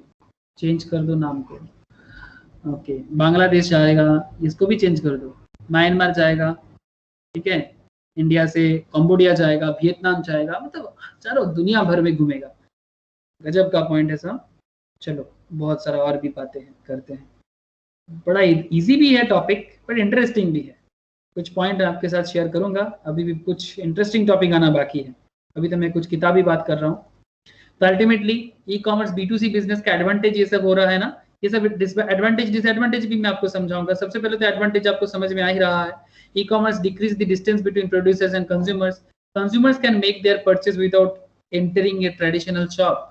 आपको किसी ट्रेडिशनल शॉप में एंट्री लेने का दरकार नहीं है, बार्गेन करने का भी जरूरत नहीं है। आपको जो भी दाम से आपको पसंद हो, एक नहीं हजारों दुकान आपके सामने अवेलेबल है ना। ऐसा नहीं कि भाई एक ही दुकान है, जाना पड़ेगा, जो भी बोलेगा देना पड़ेगा, ऐसा बात नहीं है। आपको जहां मन मर जगह, मतलब अगर फ्लिपकार्ट के दाम कम लग रहा है तो आप अमेजन में चल जाओ, अमेजन में दाम कम लग रहा है तो स्नैपडील में चल जाओ, जहां आपको कम दाम में मिले आप वहां जाके खरीद लो, है ना। ओके, तो B2C B2B I hope clear है। क्या क्लियर है ना B2B B2C? कोई क्वेश्चन है क्या B2B B2C से? If anyone have any question in their mind regarding B2B and B2C, please ask me. No question? What is C2C? गजब का है, अनदर गजब का बिजनेस मॉडल। ये भी कभी किसी ने सोचा नहीं था। क्विकर, सबसे पहले तो क्विकर का नाम मैंने इसलिए लिया, और एक कंपनी भी है वेलेक्स, ये इसका ये बहुत सुंदर है, नो फिकर बेच क्विकर, सुने हो ना? Yes sir. नो फिकर बेच क्विकर। अगर आपके घर में कोई पुराना चीज है, आप उसको क्विकर में एडवर्टाइजमेंट या अपलोड कर दो और आपको कोई नया कंज्यूमर मिल जाएगा। मतलब ये आप खुद एक कंज्यूमर हो, ठीक है, आप खुद एक कस्टमर हो। जब किसी ना किसी से खरीदा था, आप कोई बिजनेस नहीं करते, आप खुद एक कस्टमर हो, और कोई दूसरा कस्टमर जो सेकंड हैंड प्रोडक्ट खरीदते हैं, जो सेकंड हैंड प्रोडक्ट खरीदता है वो आपसे लेके आपको ही देगा। मतलब आप किसी और से लिए थे, पहले किसी बिजनेस से लिए थे, फिर आपके घर में कोई बाइक था, फिर वो बाइक अभी आप सेल करना चाहते हो तो कोई कस्टमर से, आप खुद कस्टमर हो, किसी और कस्टमर को बेचना चाहते हो, तो कस्टमर्स को कस्टमर के साथ मैच करने का जगह होता है C2C। इसमें फेमस एग्जांपल है क्विकर, वेलेक्स एटसेट्रा। तो इसमें सबसे पहले नाम तो इसका लेना चाहिए था मुझे, बिकॉज ये वर्ल्ड का पहला ऑनलाइन कंपनी है। ईबे वर्ल्ड का फास्ट ई कॉमर्स कंपनी, जो दुनिया में पहले, सबसे पहले ये C2C ही चीज का करता था। इसका पहला बिजनेस मॉडल था एंटिक, जानते हो क्या? एंटिक चीजें मिलनी, एंटिक कॉइन्स वगैरह, एंटिक चीजें, इसका ऑनलाइन बिजनेस इन्होंने एस्टेब्लिश किया था। चलो ईबे के बारे में कुछ बात होना चाहिए, बिकॉज ईबे सीरियसली दुनिया को रास्ता दिखाया। आज ईबे का इंडिया पार्ट फ्लिपकार्ट के अंडर में है। मैं आपको ये भी बता दूं स्पेशल नॉलेज के हिसाब से कि ईबे का इंडिया पार्ट फ्लिपकार्ट खरीद लिया है, इंडिया पार्ट। और फ्लिपकार्ट क्या कर रहा है, ईबे को सामने रख के फॉरेन कंट्रीज में प्रोडक्ट बेच रहा है, ठीक है। तो चलो ईबे के कुछ पॉइंट्स आपको मैं बता दूं। ईबे नाम तो आप लोगों ने सुना होगा, ये एक American multinational e commerce corporation है, देख पा रहे हो आप, है ना?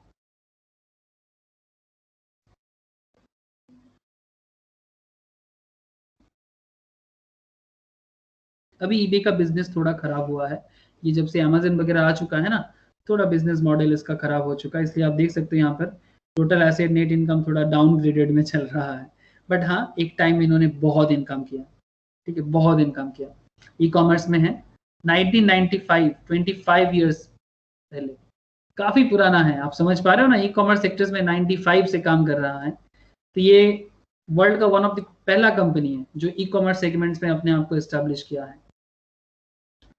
देख सकते हो आप यहाँ पर, the multinational e commerce corporation based on San Jose, ठीक है। eBay is a multi-billion dollar business with operates about 32 countries. As of 2019, the company managed the eBay website and online auction. ये मेनली ऑनलाइन ऑक्शन करता है, ठीक है। Online में इसका auction भी होता है, ये भी एक गजब का पॉइंट है। ऑनलाइन में ऑक्शन करता है, एंटीक का ऑक्शन होता है भाई, जो हाईएस्ट बीट करेगा उसको प्रोडक्ट दिया जाएगा। आप बात समझ पा रहे हो क्या? ऑनलाइन ऑक्शन का मतलब ये प्रोडक्ट को रखा जाता है, फिर उसमें बिडिंग चलता है, जो हाईएस्ट दाम देगा उसको मिलेगा प्रोडक्ट। ये देखो, आप यहाँ पर भी अपना प्रोडक्ट सेल कर सकते हो। सबसे इंपॉर्टेंट है सर्च फॉर एनीथिंग, ऑक्शंस भी होता है यहाँ पर। कलेक्टिबल्स में चलते हैं। ये देखो, कलेक्टिबल समझते हो ना, एंटिक चीजें जैसे स्टैम्प्स वगैरह, कॉमिक्स वगैरह, जो पुराना चीजें हैं, ये सब यहाँ पर मिलता है सब। चलो एंटिक में जाएंगे, या फिर चलो ये रिकॉर्ड प्लेयर में चलें। ओके, रिकॉर्ड प्लेयर मतलब जो आजकल शायद मिलता ही नहीं है, ठीक है शायद आजकल मिलता ही नहीं है। यहाँ पर एंटिक चीजें मिलता है सर, आप देख सकते हो यहाँ पर, ठीक है। ये देखो, ये एक यामाहा का है जो आजकल मिलेगा नहीं, 14,585 का दाम है, बहुत पुराना चीज है ये, ठीक है। तो इस तरह से पुराना ग्रामाफोन वगैरह सब कुछ इनके पास आपको मिलेगा। तो इस तरह से ये एक अपना मॉडल का बिजनेस बनाया, vintage record player, vintage audio video, मतलब जो पुराना दिन का चलता था, जो आज के डेट में शायद मिलेगा भी नहीं आपको। एंटिक कलेक्शंस, आपके घर में कोई एंटिक चीजें हो, कॉइन्स हो, फर्नीचर्स हो, वो मिलता है यहाँ पर। ये देखो, देख पा रहे हो सर? Yes sir. कुछ समझ में आ रहा है क्या कि क्या क्या चीजों का बिजनेस हो जाता है एशियन एंटिक्स, मतलब अलग अलग कंट्रीज का एंटिक्स होता है, वो सब चीज़ें मार्केट में बेचने के लिए इनका काम होता है। चाइना का, जापान का, साउथ ईस्ट एशिया का, कौन सा जगह का क्या चीज़ होगा भगवान जाने, बट अल्टीमेटली बहुत दाम मिलता है। जिनके पास पैसा होता है, शौकीन होता है लोग। ये देखो एक ऑटोमन वुडन बॉक्स है, 1,30,336 रुपये का दाम है ये, आप समझ सकते हो, 1,30,336। ये चाइना का एक 20th सेंचुरी का एक्सपोर्ट सिल्वर है, 24,978 का दाम है। ठीक है, तो इस तरह से एंटीक प्रोडक्ट का बहुत वैल्यूएशन मिलता है, और इसमें ईबे अपने आप को बनाया था और काफ़ी फेमस भी हुआ था। आज के डेट में ईबे इतना सारा कंट्रीज में ऑपरेट करता है। तो क्या आपको C2C समझ में आया? बोलो सर, समझ में आया? है सर। भूलोगे नहीं ना कभी। तो abbreviation to consumer commerce, that is commerce with no middle business people. बीच में कोई नहीं चाहिए, कस्टमर ही कस्टमर को ढूंढ लेगा। गजब का चीज है, कस्टमर खुद ही कस्टमर को ढूंढ लेगा। बस एक प्लेटफॉर्म होना चाहिए जो क्विकर या ईबे या क्रेगलिस्ट जैसे कंपनी होगा। Braced for business with no established market mechanism, selling of old books. ठीक है, a consumer who has used this specific product can let other, मतलब कोई हम कुछ प्रोडक्ट यूज कर चुके हैं, आप लोग जानते हो ये मॉडल, मुझे बताने का दरकार नहीं है, बस मैं आपको कुछ कनेक्ट कराया। ये you know this things, but मैंने थोड़ा कनेक्ट किया आपको। ठीक है, potential customers know about the pros and cons of the product. ठीक है, जो पोटेंशियल कस्टमर्स होते हैं उनको पता होता है कि भाई कितना पुराना है, क्या है, मतलब उसका एडवांटेज डिसएडवांटेज सब पता होता है, ये इसका एक एडवांटेज है। ठीक है, तो ये एक न्यू मॉडल ऑफ बिजनेस है जिसमें ईबे क्विकर अपने आप को बनाया है। और एक स्पेशल चीज है, देखो, what is the intra B commerce? Intra B commerce, what is this intra B commerce? Special point है, ध्यान से सुनना। Parties are here involved in the electronic transactions are from one given business firm. They use intranet, not the internet. Internet use नहीं करता, intranet use करता है। ये computer में आप लोगों ने सुना होगा। क्या किसी को आइडिया है इंट्रानेट और इंटरनेट के बीच में? Anyone have any idea what is the difference between intranet and internet? Please tell me अगर आइडिया है तो, या फर्स्ट टाइम वर्ड सुन रहे हो सर? सर इंटरनेट तो सुने, ओके सुना था पर भूल गया। वेरी गुड सर, ठीक है, भूलने में कोई खराबी नहीं है, बट सुने हो ये मुझे अच्छा लगा। इंट्रानेट और इंटरनेट का डिफरेंस ये होता है, इंटरनेट क्या होता है जानते हो कि अगर सपोज मानो कि ऑफिस है, ठीक है, चलो मैं आपको इंटरनेट का इमेज ही दिखा देता हूँ।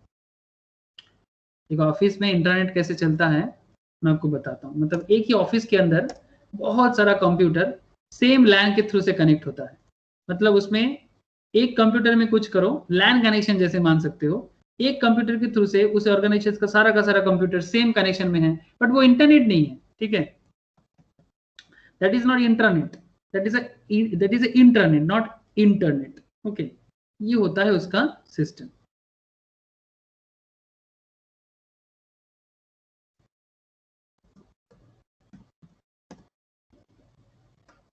ये देखो, मतलब समझ में आ रहा है ना? एक ऑर्गेनाइजेशन के अंदर अलग अलग कंप्यूटर कनेक्टेड रहता है इंटरनेट के थ्रू से। ये देखो, ये इमेज भी आपको बताता है ये कंप्यूटर सेम कनेक्टिविटी से है, सेम ऑफिस बिल्डिंग के अंदर है, सेम ऑफिस बिल्डिंग के अंदर है। तो ये दोनों अगर सेम ऑफिस बिल्डिंग के अंदर है और दोनों कंप्यूटर, मतलब ये कंप्यूटर में क्या हो रहा है, ये कंप्यूटर में क्या हो रहा है, दोनों एक दूसरे को कनेक्ट कर पाएगा, तो वो इंटरनेट के थ्रू से पॉसिबल है।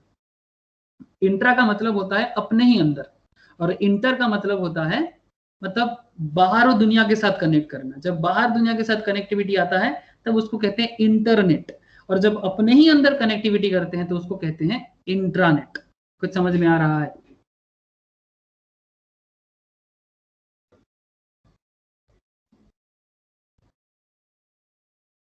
जैसे कि ब्लूटूथ क्या है, इंट्रानेट है या इंटरनेट है? Hello sir, Bluetooth obviously, Bluetooth करने के लिए क्या इंटरनेट का जरूरत होता है? ना सर, नहीं ना। तो लेकिन बिना इंटरनेट का ब्लूटूथ चलता है, और ब्लूटूथ ऑन करके आप किसी और के साथ, जैसे शेयर इट में भी होता है ना इस तरह से, या शेयर इट में नेट चाहिए होता है, मुझे याद नहीं आ रहा है, शेयर इट में नेट चाहिए होता है क्या? हाँ सर। ना सर, नहीं चाहिए होता है। तो मतलब वो इंटरनेट नेटवर्किंग सिस्टम यूज करता है। मतलब कुछ ऐसा कोड यूज करता है जिसके थ्रू से वो दोनों कंप्यूटर कनेक्टिविटी हो जाता है और डेटा ट्रांसफर हो जाता है, ठीक है। और जब इंटरनेट होता है तब बाहरी दुनिया से प्रोडक्ट को लाना पड़ता है, तब उसमें इंटरनेट आता है। तो Bluetooth is example of internet. I hope आपको समझ में आया। तो ये भी कुछ ऐसा ही पॉइंट है। Intra B commerce, parties are here involved in electronic transactions are from one given business firm. They use internet, not the internet. They use the internet for managing interactions and dealing amongst various departments of a firm. Leads to different inventory and cash management, greater utilizations of machinery and plants, effective handling on customer etc. Virtual private network, एक private network create करता है, जैसे हम लोग Bluetooth में करते हैं, pair करते हैं ना, पेयरिंग करते हैं। पेयरिंग में क्या होता है, मेरे साथ ही आपका कनेक्टिविटी होगा, कोई और नहीं आ सकता, तो उसको वर्चुअल प्राइवेट नेटवर्क कहते हैं एक तरह का। enables employees to not come to office and work from home। कुछ समझ में आया आपको? ये जो आज के डेट में जो VPN नेटवर्क यूज करके वर्क फ्रॉम होम हो रहा है, मतलब आपके घर में जो कंप्यूटर है वो एक VPN कोड के थ्रू से सॉल्यूशन हो रहा है। और आज के डेट में जैसे कोरोना काल चल रहा है ना, तो कोरोना काल में भी आप ऑफिस ना जाके ऑफिस का सर्वर को यूज कर सकते हो थ्रू अ VPN नेटवर्क, और आप कहीं भी रहो आप यूज कर सकते हो। कुछ मजा समझ में आ रहा है? ऑफिस के अंदर जाने का जरूरत नहीं है, आप ऑफिस का VPN नेटवर्क यूज करके अपने ही घर में वर्क फ्रॉम होम करके अपने ही ऑफिस का सर्वर के साथ कनेक्ट हो सकते हो, जिसमें आपको ऑफिस का सारा डेटा मिल जाएगा। क्लाउड सर्वर के थ्रू से मिलता है। बहुत सारा पॉइंट है, इसमें टेक्नोलॉजी ऑब्वियसली आ जाएगा ई कॉमर्स का बात में, उसको क्लाउड सर्वर टेक्नोलॉजी भी कहते हैं। कुछ समझ में आ रहा है सर? प्लीज टेल मी।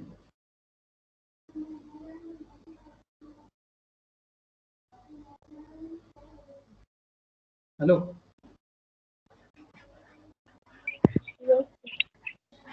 यहाँ पर आप एक चीज देखो, यहाँ पर relationship across industry and R&D, मतलब ये क्या हो रहा है, ये एक्चुअली इंट्रा बिजनेस चल रहा है। मतलब बिजनेस के अंदर ही किस तरह से टेक्नोलॉजिकल सपोर्ट के थ्रू से बिजनेस चल रहा है। मतलब जो कंपनीज ये VPN नेटवर्क फैसिलिटीज प्रोवाइड कर रहा है, ये बिजनेस को ही बिजनेस के अंदर किस तरह से हैंडल करने में दे रहा है। इंडस्ट्री R&D इंटेंसिटी, मतलब रिसर्च एंड डेवलपमेंट का काम करने के टाइम पे बिजनेस को मैकेनिज्म में रखने के लिए R&D इंफॉर्मेशन फ्लो होता है, एप्रोप्रिएबिलिटी ऑफ मैकेनिज्म इफेक्टिवनेस होता है।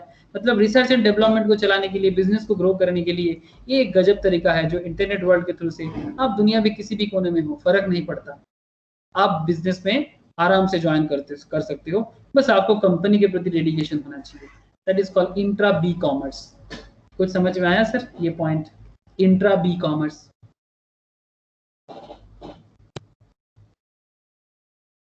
Okay, application of e business देखो, ई बिजनेस का कहाँ कहाँ एप्लीकेशन हो रहा है आज के डेट में, ठीक है। गजब गजब एरिया है सर, आप सुनोगे तो आप भी चौंक जाओगे, आप जानते भी हो बहुत कुछ। जैसे मैंने आपको कुछ चीज ऑलरेडी बताया, मैंने आपको ई डिलीवरी दिखाया, मैंने आपको ई ऑप्शन भी बताया, मैं आपको नॉर्मल ई बिजनेस के बारे में तो इतना देर से बता ही रहा था। ई कम्युनिकेशंस मेरे साथ आपका चल रहा है ना। माइक्रोसॉफ्ट टीम, फेमस फेमस कुछ ऐप ऐसा, जूम, जूम ऐप है ना, Google Meet, these are the famous. But और भी बहुत सारा है जो मार्केट में अभी अवेलेबल है, बहुत सारा कंपनी है। तो गूगल मीट है, माइक्रोसॉफ्ट ऐप, टीम ऐप है, ठीक है, जूम ऐप है। तो हम लोग अभी कनेक्टेड हुए हैं ई कम्युनिकेशन के थ्रू से ही तो कनेक्टिविटी किए हैं। लेकिन सर आपने मुझे ई ट्रेडिंग नहीं बताया और आपने हमें ई प्रोक्योरमेंट नहीं बताया। चलो सर मैं आपको ई ट्रेडिंग दिखाता हूँ। ऑनलाइन ट्रेडिंग मतलब सर स्टॉक मार्केट में होता है सर। अगर आप स्टॉक मार्केट में इन्वेस्टमेंट करना चाहते हो तो ट्रेडिंग करोगे, स्टॉक बाई सेल करोगे। तो स्टॉक मार्केट हो, कमोडिटी मार्केट हो, आप घर में बैठे मतलब आप आलू प्याज या मसाला में इन्वेस्ट कर सकते हो, बट घर में इवन गोल्ड में इन्वेस्ट कर सकते हो, but you don't need to buy this physically. आप ऑनलाइन खरीद के रखोगे और समय के साथ बेच भी दोगे, आपको घर में स्टोर करने का भी जरूरत नहीं है। सर क्या कहते हो? चलो सर, सर दुनिया बहुत कुछ बदल रहा है, आप भी समय के साथ बदल जाओ सर, सीख लो। जितना जल्दी सीखोगे, अप्लाई करोगे, उतना मजा आएगा।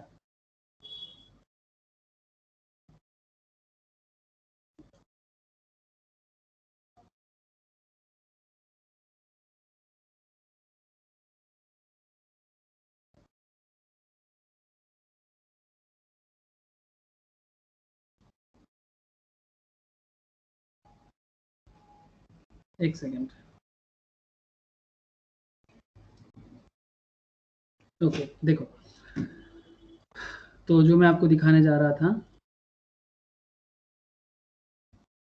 E trading. आप अगर ऑनलाइन में ट्रेडिंग करना चाहते हो, जो लोग स्टॉक मार्केट में इन्वेस्ट करते हैं, ठीक है, जैसे ऐप होता है सर, जैसे एक जीरोधा में नॉर्मली मैं यूज करता हूँ इसको, तो आपको क्या करना पड़ता है, देख सकते हो आप यहाँ पर स्टॉक ट्रेडिंग ऐप, ठीक है, जीरोधा ऑनलाइन स्टॉक ट्रेडिंग, ठीक है। तो ऐसे जीरोधा है, बहुत सारा है, एंजल ब्रोकिंग है, 5 पैसा है, क्लियर क्या नाम है उसका, आप स्टॉक्स बोल के कंपनी है। तो यहाँ जाना पड़ता है, यहाँ पर जाके साइन अप करना पड़ता है। ये ट्रेडिंग प्लेटफॉर्म देख पा रहे हो ना, यहाँ पर क्लिक करेंगे तो मेरा ऐप ओपन हो जाएगा, ठीक है। ये है मेरा मतलब ट्रेडिंग प्लेटफॉर्म। यहाँ जाके मैं किसी भी शेयर्स को बाय सेल कर सकता हूँ, ठीक है। इस तरह से म्यूचुअल फंड्स भी आप परचेस कर सकते हो ऑनलाइन से, ठीक है। आप ऑनलाइन से म्यूचुअल फंड भी परचेस कर सकते हो। तो इस तरह से बहुत सारा चीज आज के डेट में ऑनलाइन होता है, बहुत सारा चीज,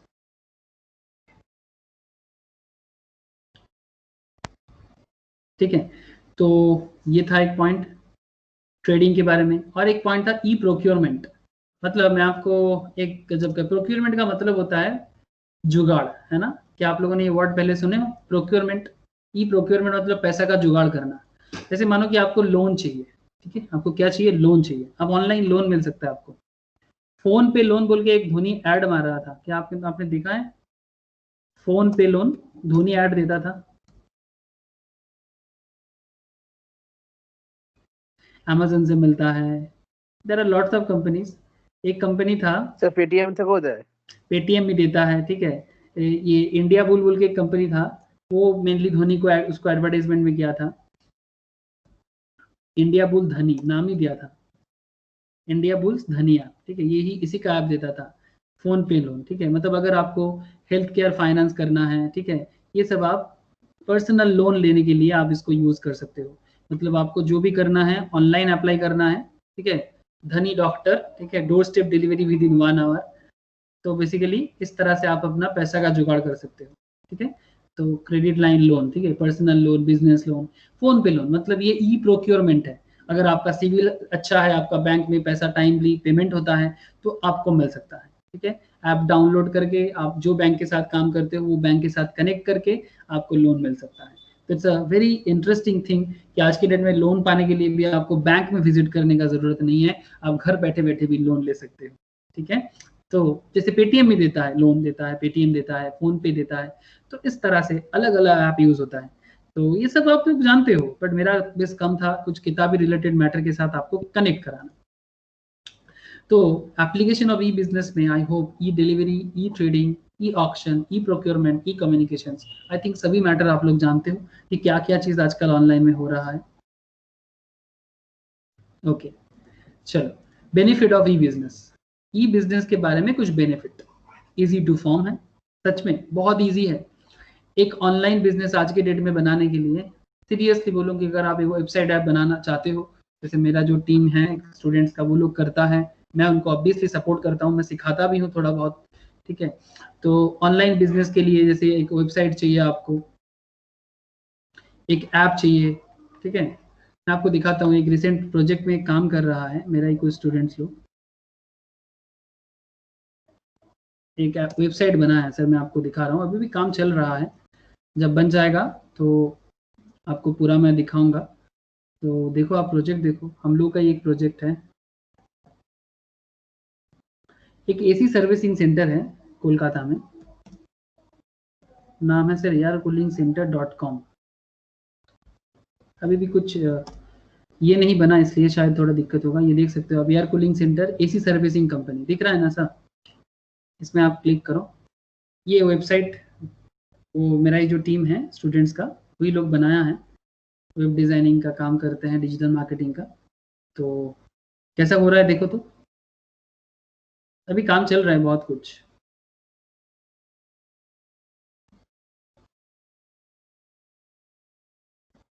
अच्छा लग रहा है सर, बताना प्लीज, काम अच्छा कर रहा है ये लोग? Yes sir. सपोज सपोज आप यहाँ पर प्रोजेक्ट में विजिट करना चाहोगे, अपॉइंटमेंट वगैरह अभी तक हुआ नहीं सर, बस थोड़ा मैं दिखा रहा हूँ आपको। जैसे प्रोजेक्ट की गैलरी में जाओगे तो आपको प्रोजेक्ट में लेके जाएगा, तो यहाँ पर कुछ प्रोजेक्ट का इमेज भी है, ठीक है। तो इस तरह से काम कर रहे हैं, अभी थोड़ा बहुत छोटा छोटा काम कर रहे हैं, बट आई होप अच्छा हो जाएगा टाइम टू टाइम। तो सर बेसिकली मैं आपको यही कहना चाह रहा हूँ कि देखो यहाँ पर गूगल मैप के साथ कनेक्टिविटी भी है, ठीक है, एवरीथिंग जो भी एक नॉर्मली चाहिए। बस एक चीज़ अभी बाकी है, बुकिंग कोड वो लोग देना चाहते हैं, उसमें थोड़ा वो लोग कोशिश कर रहा है किस तरह से बुकिंग कोड वगैरह वो लोग दे सकता है, क्योंकि सर्विस सेंटर है तो वो सब ज़रूरी है। तो आई होप कि किस तरह से आज के दिन में एक सर्विस सेंटर को भी, एक इसी सर्विसिंग सेंटर को भी किस तरह से अपने बिजनेस को डेवलप करने के लिए, ठीक है, ऑनलाइन में आना ज़रूरत पड़ रहा है। आप लोग समझ पा रहे हो ना कि किसी सर्विसिंग सेंटर को भी ऑनलाइन में किस तरह से आने का ज़रूरत पड़ रहा है। तो इसी के लिए ये मेरा ही टीम बना रहा है, तो आई थिंक आप लोगों को पसंद आ रहा होगा। अभी बहुत कुछ बाकी है लिखना वगैरह, कुछ भी नहीं हुआ अभी। तो अल्टीमेटली आप देख रहे हो ना सर कि किस तरह से ई मॉडल, सबसे मेन चीज़ मैं वही बताने का कोशिश कर रहा था आपको, एक मिनिमम 10,000 में आप एक अच्छा वेबसाइट बिल्डअप करके पूरा साल भर का बिजनेस चला सकते हो, मिनिमम 10,000। वहीं पर अगर आप फिजिकल लोकेशंस में जाओगे, फिजिकल लोकेशंस का भाड़ा कितना हो जाता है, 10,000 का पर मंथ का, 10,000 का पर मंथ का। इसका मतलब आप समझ रहे हो कि 10,000 यहाँ पर वन टाइम पर ईयर का खर्चा, और यहाँ पर वही 1,20,000 का खर्चा। तो काफ़ी कॉस्टली होता है फिजिकल लोकेशंस, बट ये ऑनलाइन इजी टू फॉर्म होता है। ग्लोबल एक्सेस, आप दुनिया भर में अगर आपका चेन है तो आप दुनिया भर में एक्सेस करा सकते हो। इजी एक्सेसिबिलिटी होता है, दुनिया भर में कोई भी ऑनलाइन में आके पढ़ भी सकता है और प्रोडक्ट भी खरीद सकता है। कंज्यूमर फ्रेंडली होते हैं, कस्टमाइज प्रोडक्ट जो चाहो वो मिलता है। पेपरलेस सोसाइटी बना सकते हैं हम लोग, ज़्यादा पेड़ पौधा का मतलब नष्ट करने का ज़रूरत नहीं पड़ेगा, क्योंकि फिजिकल नहीं, सब कुछ डिजिटली है। टाइम एंड एफर्ट सेविंग्स होता है, and wide range of payment options होता है, काफ़ी अलग अलग तरीके से, जैसे you know this kind of like COD हो सकता है, क्रेडिट कार्ड होता है, यूपीआई ऑप्शन होता है, यू नो दिस थिंग्स, है ना, एनईएफटी होता है, मतलब क्या क्या पेमेंट का तरीका नहीं होता है इस सिस्टम में, ठीक है।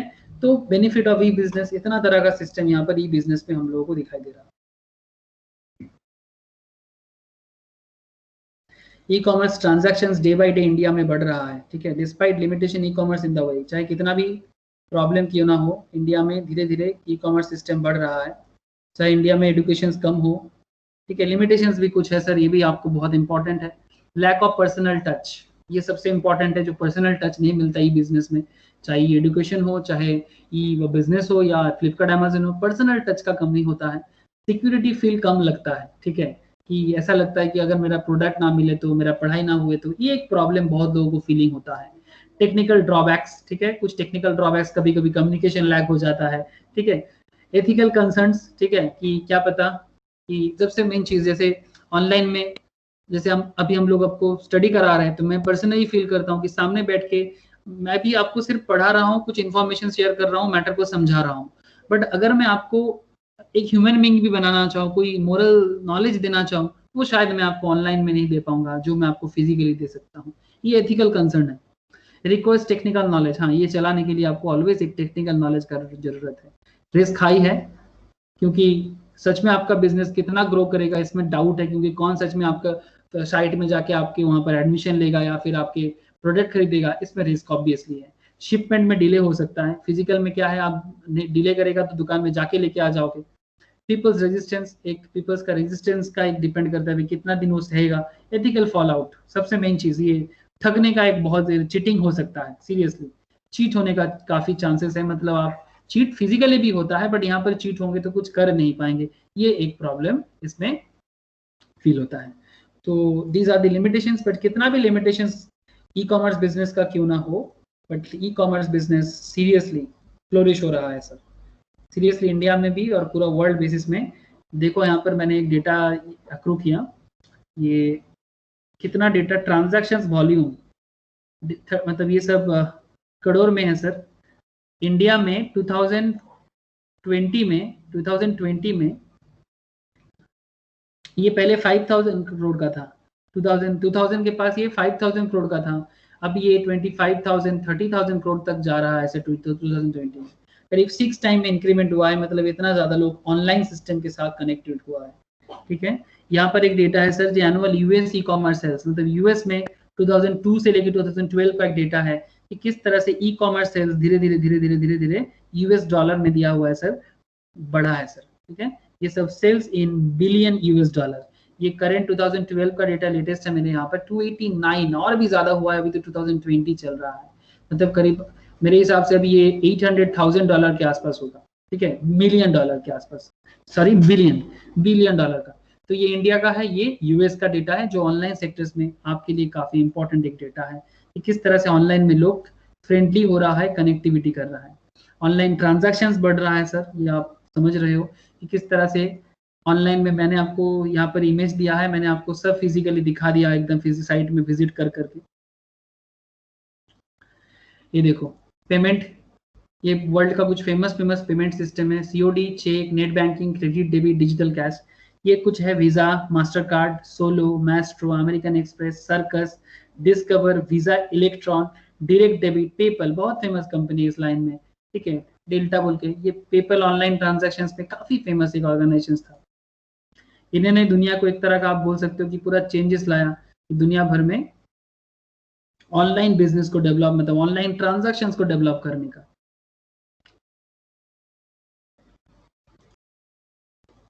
ओके, तो ये है मोड ऑफ पेमेंट की किस तरह, कितना तरह का पेमेंट के मोड पे आप ऑनलाइन में ट्रांजैक्शंस कर सकते हो। Security and safety of E transactions, ये थोड़ा ध्यान रखना चाहिए, जब भी ई ट्रांजैक्शंस किया जाए तो ई बिजनेस में ये एक बहुत बड़ा खतरा है, रिस्क भी है, डेटा स्टोरेज का एक रिस्क फील होता है, ट्रांजैक्शंस रिस्क फील होता है, risk of threat to intellectual property, मतलब ऑब्वियसली मेरा अकाउंट सेफ है कि नहीं ऑनलाइन सिस्टम में, जैसे ऑनलाइन बैंकिंग करते हैं हम लोग, तो हमें डर लगता है कि क्या मेरा पैसा चोरी तो नहीं हो जाएगा क्योंकि फ्रॉड हो रहा है सब, ठीक है। Default on order taking out giving, default on delivery and default on payment, तो ये एक security and safety of E transactions पे थोड़ा ध्यान रखना चाहिए। ये एक पॉइंट ऐसा जो मुझे आपके साथ डिटेल्स में नेक्स्ट क्लास में मैं सोच रहा हूँ डिस्कस करूंगा, बट फिलहाल मैं थोड़ा बता देता हूँ आपको। This is outsourcing, next class नहीं अभी बता देते हैं, बहुत इजी है, बीपीओ, ठीक है। आउटसोर्सिंग मतलब दो चीज होता है आज के डेट में, one is called BPO, another is called KPO, ठीक है। BPO means business process outsourcing, KPO मतलब नॉलेज प्रोसेस आउटसोर्सिंग। ये दोनों लैंग्वेज बहुत फेमस लैंग्वेज है, प्लीज इसको याद रखना, बीपीओ एंड केपीओ, ठीक है। Business process outsourcing and knowledge process outsourcing, basically क्या होता है मैं आपको दो सिंगल लाइन में बताता हूँ।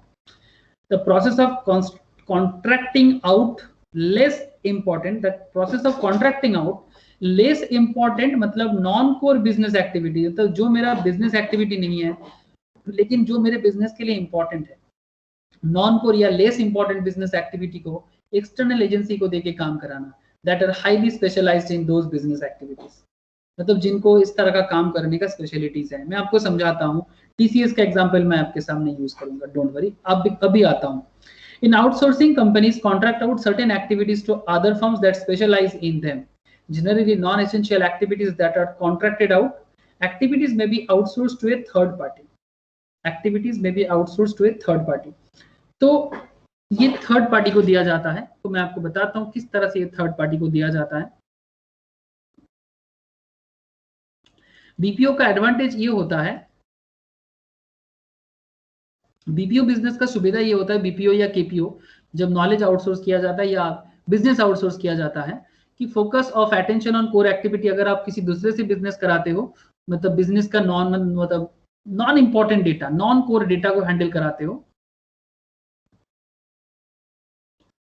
जब आप किसी दूसरे से हैंडल कराते हो तो आप अपना मेन बिजनेस में फोकस कर सकते हो। चलो मैं आपको टीसीएस का एग्जांपल से ही आपको बताता हूँ, आपको थोड़ा सुविधा होगा समझने में।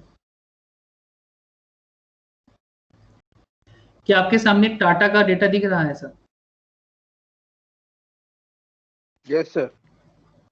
Tata is a big empire, लेकिन करेंटली टाटा का जितना सारा ऑर्गेनाइजेशन है उसमें सबसे ज्यादा अगर कोई टाटा को सबसे, मतलब टाटा का बहुत सारा बिजनेस है आप जानते हो, टाइटन है, टाटा कंज्यूमर प्रोडक्ट है, टाटा मोटर्स है, टाटा स्टील है, ठीक है, टाटा कम्युनिकेशंस है, टाटा ट्रेंट है, टाटा वोल्टस है, टाटा पावर है, Tata flexi, Tata chemical, Tata investment, Tata coffee, Tata metaliks, Tata steel, मैं आपको शेयर करूंगा ये डेटा।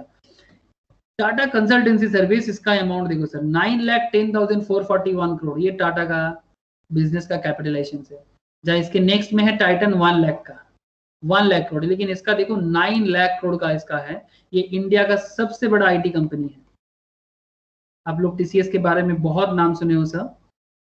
ये इंडिया का बहुत बड़ा आईटी सेक्टर्स कंपनी है जो बेसिकली बीपीओ का काम करता है सर। दो काम है इसका mainly, one is BPO, another is KPO. मतलब जहां नॉलेज का जरूरत होता है टाटा वहां पर नॉलेज शेयर करता है, जहां बिजनेस का डेटा मैनेज का जरूरत होता है वहां टाटा उसका बिजनेस का डेटा को मैनेज करता है।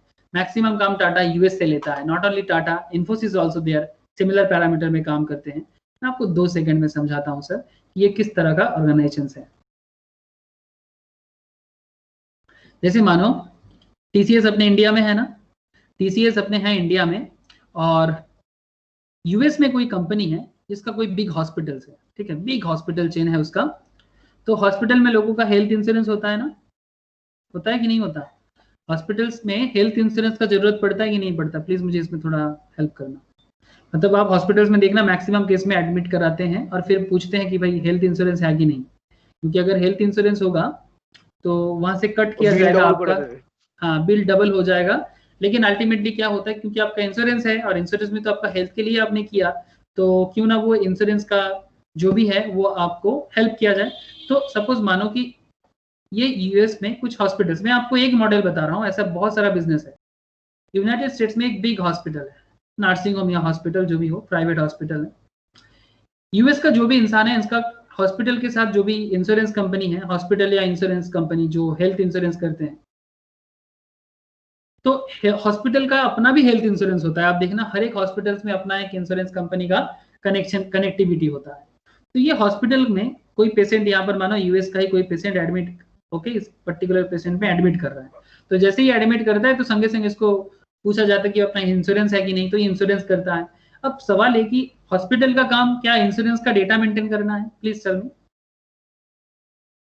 भाई किसका इंश्योरेंस है, कितना प्रीमियम दिया है, फेलियर है या नहीं है, क्या इंश्योरेंस डेटा मेंटेन करना हॉस्पिटल का काम है? Please tell me. No sir. No. तो ये इनका नॉन कोर एक्टिविटी है। तो ये इंश्योरेंस का डेटा कौन मैनेज करेगा? ये इंडिया में टीसीएस में बैठ के, टीसीएस में जो लोग काम कर रहे हैं वो मैनेज करेगा। और ये थोड़ा सस्ता में मिल जाता है इंडिया से, बिकॉज इंडिया में स्किल्ड लेबर काफी सस्ता में है, काफी भीड़ है हमारे कंट्री में ना। वही काम अगर यूएस में कराना होता तो एक बंदे को 3 लाख देना पड़ता, वही चीज यूएस में, इंडिया में 25,000 में हो जाएगा सर। तो इसका सारा का सारा इंश्योरेंस का डेटा यहाँ टीसीएस बैठ के यूज कर रहा है, मतलब टीसीएस उसको मेंटेन कर रहा है डेटाबेस में सर्वर के थ्रू से। जब भी इनको जरूरत पड़ता है ये टीसीएस उसको हेल्प करता है, टीसीएस सारा का सारा डेटा निकाल के उसको देता है। और ऐसा इंश्योरेंस का नहीं, ऐसा बहुत सारा मतलब इंश्योरेंस है, मतलब इंश्योरेंस एक्सीडेंट का केस या फिर जो भी, मतलब एक जो भी बिजनेस का जो डेटा इंपॉर्टेंट है, accounting data is also there, ठीक है, accounting data is also there, tax data is also there, everything जितना तरह का हो सकता है। वही चीज जब नॉलेज बेसिस में हो, अगर मैटर डेटा एंट्री लेवल में हो तो उसको बीपीओ कहेंगे, ठीक है। कस्टमर सर्विस लेवल पे हो, मतलब सिर्फ कस्टमर केयर करना पड़ता है कि फोन करके कस्टमर का, यूएस में किसी को कुछ प्रॉब्लम है ये कस्टमर केयर में फोन करता है, तो कस्टमर केयर यूएस में हैंडल नहीं करता, टीसीएस में इंडिया में फोन कर रहा है, फोन यही कर रहा है वो सोच रहा है, लेकिन ये कंट्रोलिंग कर रहा है, किया जा रहा है इंडिया से।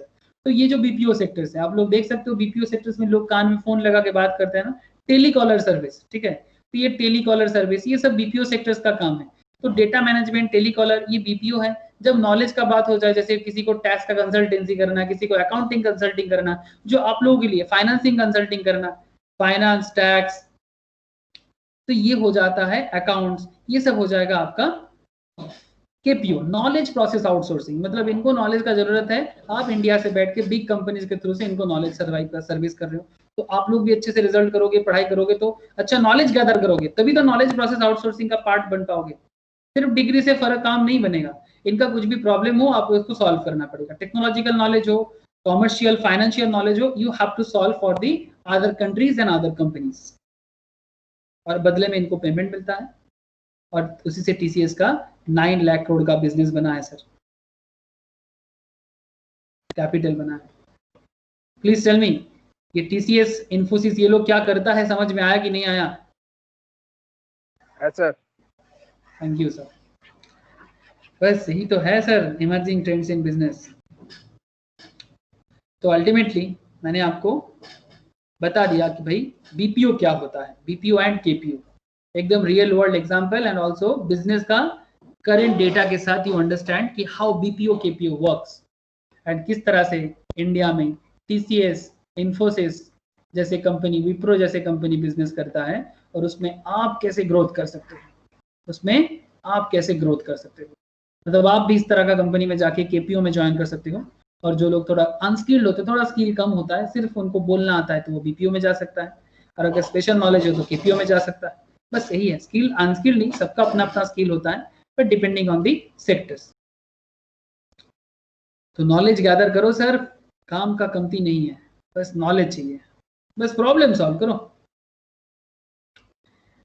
एंड जो पॉइंट लास्ट है, दैट इज आउटसोर्सिंग का एक डिसएडवांटेज क्या है। सबसे पहले कॉन्फिडेंशियलिटी ब्रीच हो जाता है भाई, यूएस का कॉन्फिडेंशियलिटी इंडिया में पहुंच जाता है ना। यूएस का जो भी सीक्रेट है वो इंडिया के पास हो जाता है, इंडिया का जो भी सीक्रेट है वो यूएस के पास चला जाता है। यूएस में लोग किस तरह से बिजनेस कर रहा है, the Indian people will get to know through TCS, Infosys, Wipro. Sweat outsourcing मतलब, स्वेट मतलब सर लेबर, स्वेट मतलब क्या है, लेबर मतलब बेसिकली स्वेट इक्विटी होता है ना, मतलब जो लेबर है ये आप बाहर से ले रहे हो। यूएस का बिजनेस का आउटसोर्सिंग इंडिया से कर रहा है, इसका मतलब क्या, इंडिया में सस्ता में लेबर मिलता है, India will provide the cheap labour, skilled labour सस्ता में मिल जाता है। तो ये स्वेट आउटसोर्सिंग है। एथिकल कंसर्न एक हो जाता है कि बाहर का लोग मेरे बिजनेस को कितना एथिकली समझेगा, और क्योंकि अलग कल्चर हो जाता है। And resentment in the home countries, और जो होम कंट्रीज है तो वहां पर जॉब का क्राइसिस होता है, वहां जॉब का क्राइसिस होता है। जैसे मैं आपको बता दूं, जब डोनाल्ड ट्रंप जीत के आया था तो बहुत लोगों का जॉब चला गया था। क्या आपको पता है H1B वीजा का कहानी सुने थे क्या, बताऊंगा कभी मैं डिटेल्स में। H1B वीजा, जो लोग टेम्पोररी वीजा लेके यूएस में जॉब करता है, ऐसा टेम्पोररी जॉब, या फिर जो बाहर का कंट्री के, मतलब यहाँ पर आके भी काम करता है टीसीएस का थ्रू से, इन्फोसिस के थ्रू से, या फिर यहाँ से बाहर के देश में बैठ के काम कर रहा है।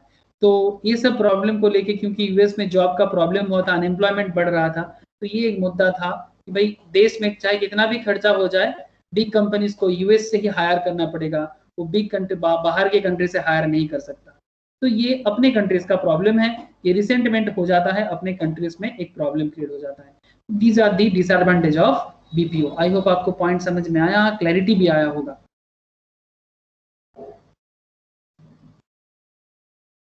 Yes.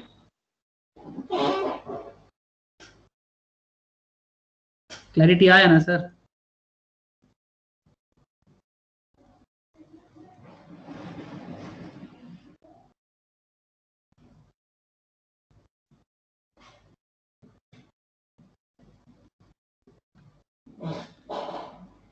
ओके, तो बताना sir, emerging trends in business, KPO BPO एकदम झक्कास स्प्राइट जैसे क्लियर है। Yes sir. Yes, sir. ओहो, मैं तो एक चीज दिखाना ही आपको भूल गया, देख लो सर, देख लो। इंडिया का एक स्टार्टअप कल्चर के बारे में मैं शेयर करने वाला था आपसे, चलो देख लो। ये रिसेंट टेक्नोलॉजिकल स्टार्टअप है इंडिया का, वैल्यूएशन वाइज है सर, कि किसका क्या वैल्यूएशन है और इंडिया में बना है सर।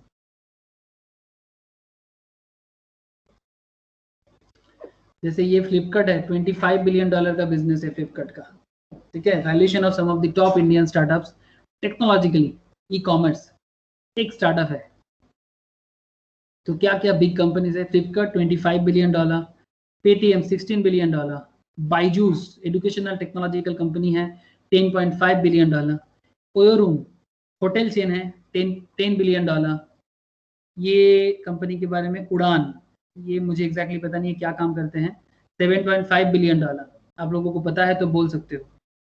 ओला कैब का कंपनी है 6.2, Swiggy you all know food delivery service करता है $3.6 billion, Zomato $3.25 billion, fresh works $3.5 billion, postman $2 billion, delivery मैं आपको बता रहा था ना डिलीवरी के बारे में $1.5 बिलियन, पॉलिसी बाजार मतलब यहाँ पर जाके आप अलग अलग पॉलिसी के बारे में आइडिया ले सकते हो $1.5 बिलियन, बिग बास्केट, अच्छा लेंस कार्ट, ये लेंस का एक कंपनी है $1.2 billion, Paytm mall is also here $2.9 billion, dream 11 सबको पता है $1.1 billion, and Zerodha online trading company है, मतलब ब्रोकिंग कंपनी है $1 बिलियन।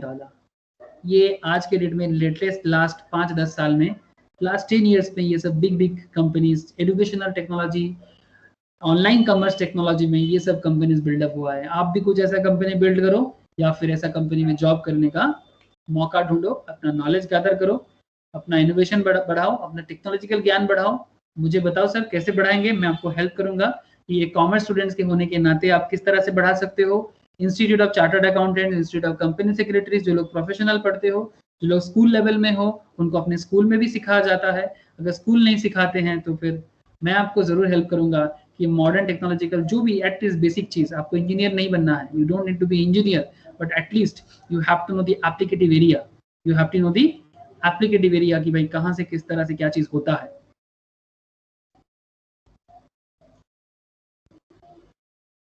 कुछ देखा सर आप लोगों ने? कुछ देखा, कुछ सुना क्या कि न्यू मॉडर्न कंपनीज क्या क्या वैल्यूएशन के साथ चल रहा है, बढ़ रहा है? ओके सर, तो ये था today's business environment, commercial knowledge and business studies. I hope एकदम क्लियर है।